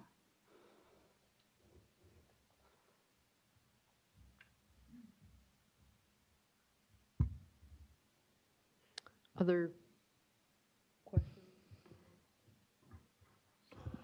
I mean, we have a lot of work to do. Thank you. This is good to have a hearing this early in it, too. People have flagged a lot of really important and interesting issues on all sides. You all have, I'm not inclined to say thou shalt have 2 workshops, 14 meetings, 550 coffees, whatever. The key is just whatever it takes. You clearly are going to spend a lot of time with the people who've shown up today and more. You've been quite good about that, so I don't feel the need to do that. And I'll want to follow up. I've spent more time on the off-site conversations about the on-site and off-site compliance options. More recently, I need to dive back into some of the disconnects about the non-alternative compliance stuff. I didn't want to take more time by going back to hearings in 2014 saying, wait a minute, didn't we say X, Y, or Z? So I'll just want to spend some time with you all on that.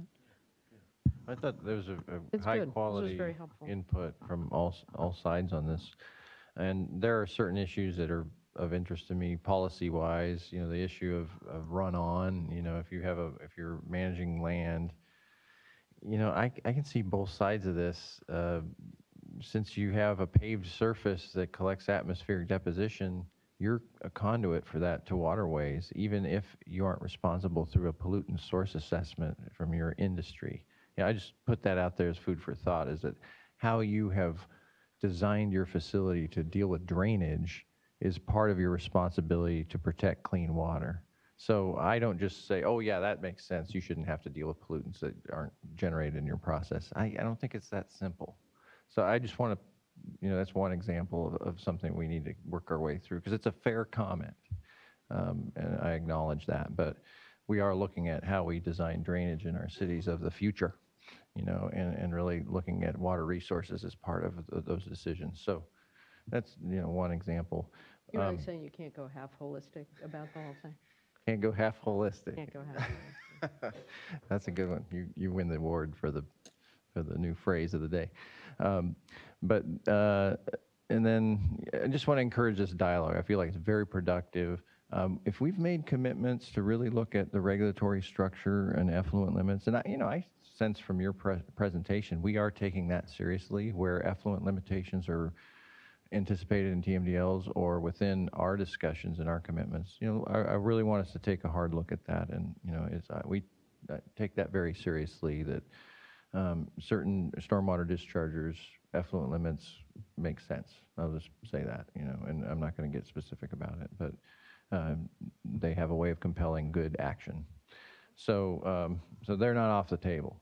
But none of this is. I really think that the quality of discourse is high on this. I love the alliances that are being struck between environmental, industrial, municipal on this discussion, and getting the water suppliers involved.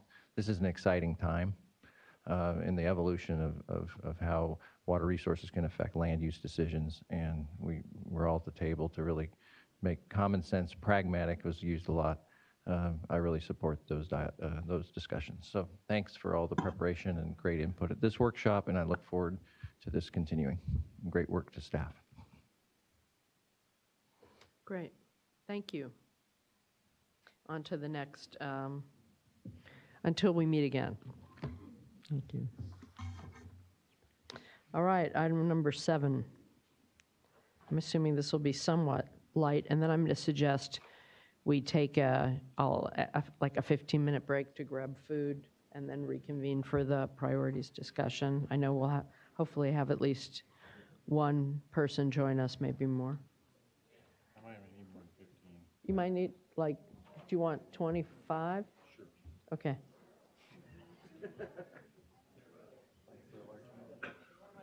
Yeah. Well, I peek at your email too, so you won't be distracted. All right, board member report. Who wants to start? Sort of an interesting. I ate a lot of sugar over the last 2 weeks. Yeah. That's right. Steve, what's your sugar intake? High amount of sugar. I tried to watch that, though, this year. I did better. I only wanted to note that from a board member report, and I wasn't here at the last board meeting, and around that time, I met with North Coast Water Board staff. And, right around Thanksgiving, our board meeting, we had an uncontested item to do cleanup and abatement account funding to North Coast for preparing the burned areas for wildfire and for the coming storms, which are finally here. But so I was taken around on a tour by staff who administered those funds as well as the previous funds that the executive director okayed. And it was a great tour. You really saw how staff were working cooperatively with the locals, especially the County of Sonoma, to target specific areas where coho salmon spawning habitat, as an example for criteria for targeting certain burned areas. And then I saw their installation and the hydro mulching that our board and staff helped pay for. And I thought it was inspiring to see that work accomplished, and all the efforts of the North Coast Board staff really is part of this emergency response team that, a new growth of our agency at the right level of effort. At a certain point, we can't do that. We're not funded to do that. But in these extraordinary circumstances, people rose to the occasion, learned a lot, and can really share those lessons learned with folks in Region 3 and Region 4 that are grappling with how to stabilize, the landscape in anticipation of this winter storms after the Thomas Fire and the other disasters down there.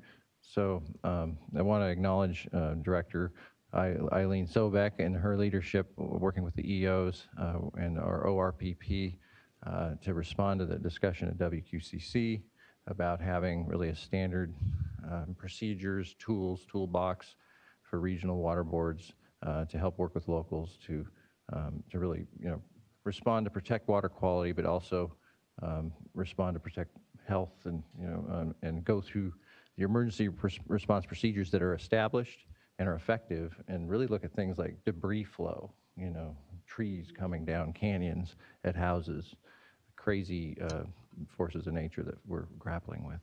So I'll just say my report is they're doing a great job out there, learned a lot of good lessons, and are part of the team, and kind of help show the way for the locals, is what I was seeing, that the locals were learning a lot up there too. So good job of staff. It was well worth the CAA funds, and I expect there'll be more CAA requests for wildfire response, and I think it's good. It'd be interesting to hear what the, after these storms, what the results are. Yes, absolutely. Yeah. Cool. I did a tour of Coachella Valley Water District service area along with Mission Springs while I was home for the holiday. So I was able to get some work in as well while I was around. Good tour, good discussion. You know, the desert has unique challenges when it comes to water management. They have a beautiful groundwater aquifer out there. But it was nice to be able to dig into some of the issues. Mission Springs with their sewer to septic or septic to sewer, wouldn't want it going that way. Program, et cetera. So, and then also did a tour recently of the Sacramento Regional Wastewater Treatment Plant. So, yeah, it's incredible out there. Yeah. And really, really big, and a lot of good work being done. So, yeah, that was about it. That's terrific. I finally decreased my sugar content intake. That took a lot of work. Great. I did stuff, but nothing worth sharing or repeating. So with that, we're going to let's come back at 1:30. Where are we going to reconvene? Room 230. Room 230, and that'll be up in case Sarah or anyone else wants to join us in the... Yeah, or we can leave it up here on the screen. What? We can leave it up on the screen. That would be great, just in case people come back. All right. And Michael will be calling in? calling in. We'll be putting the conference phone in there. Okay, great. All right, thank you all. That was interesting.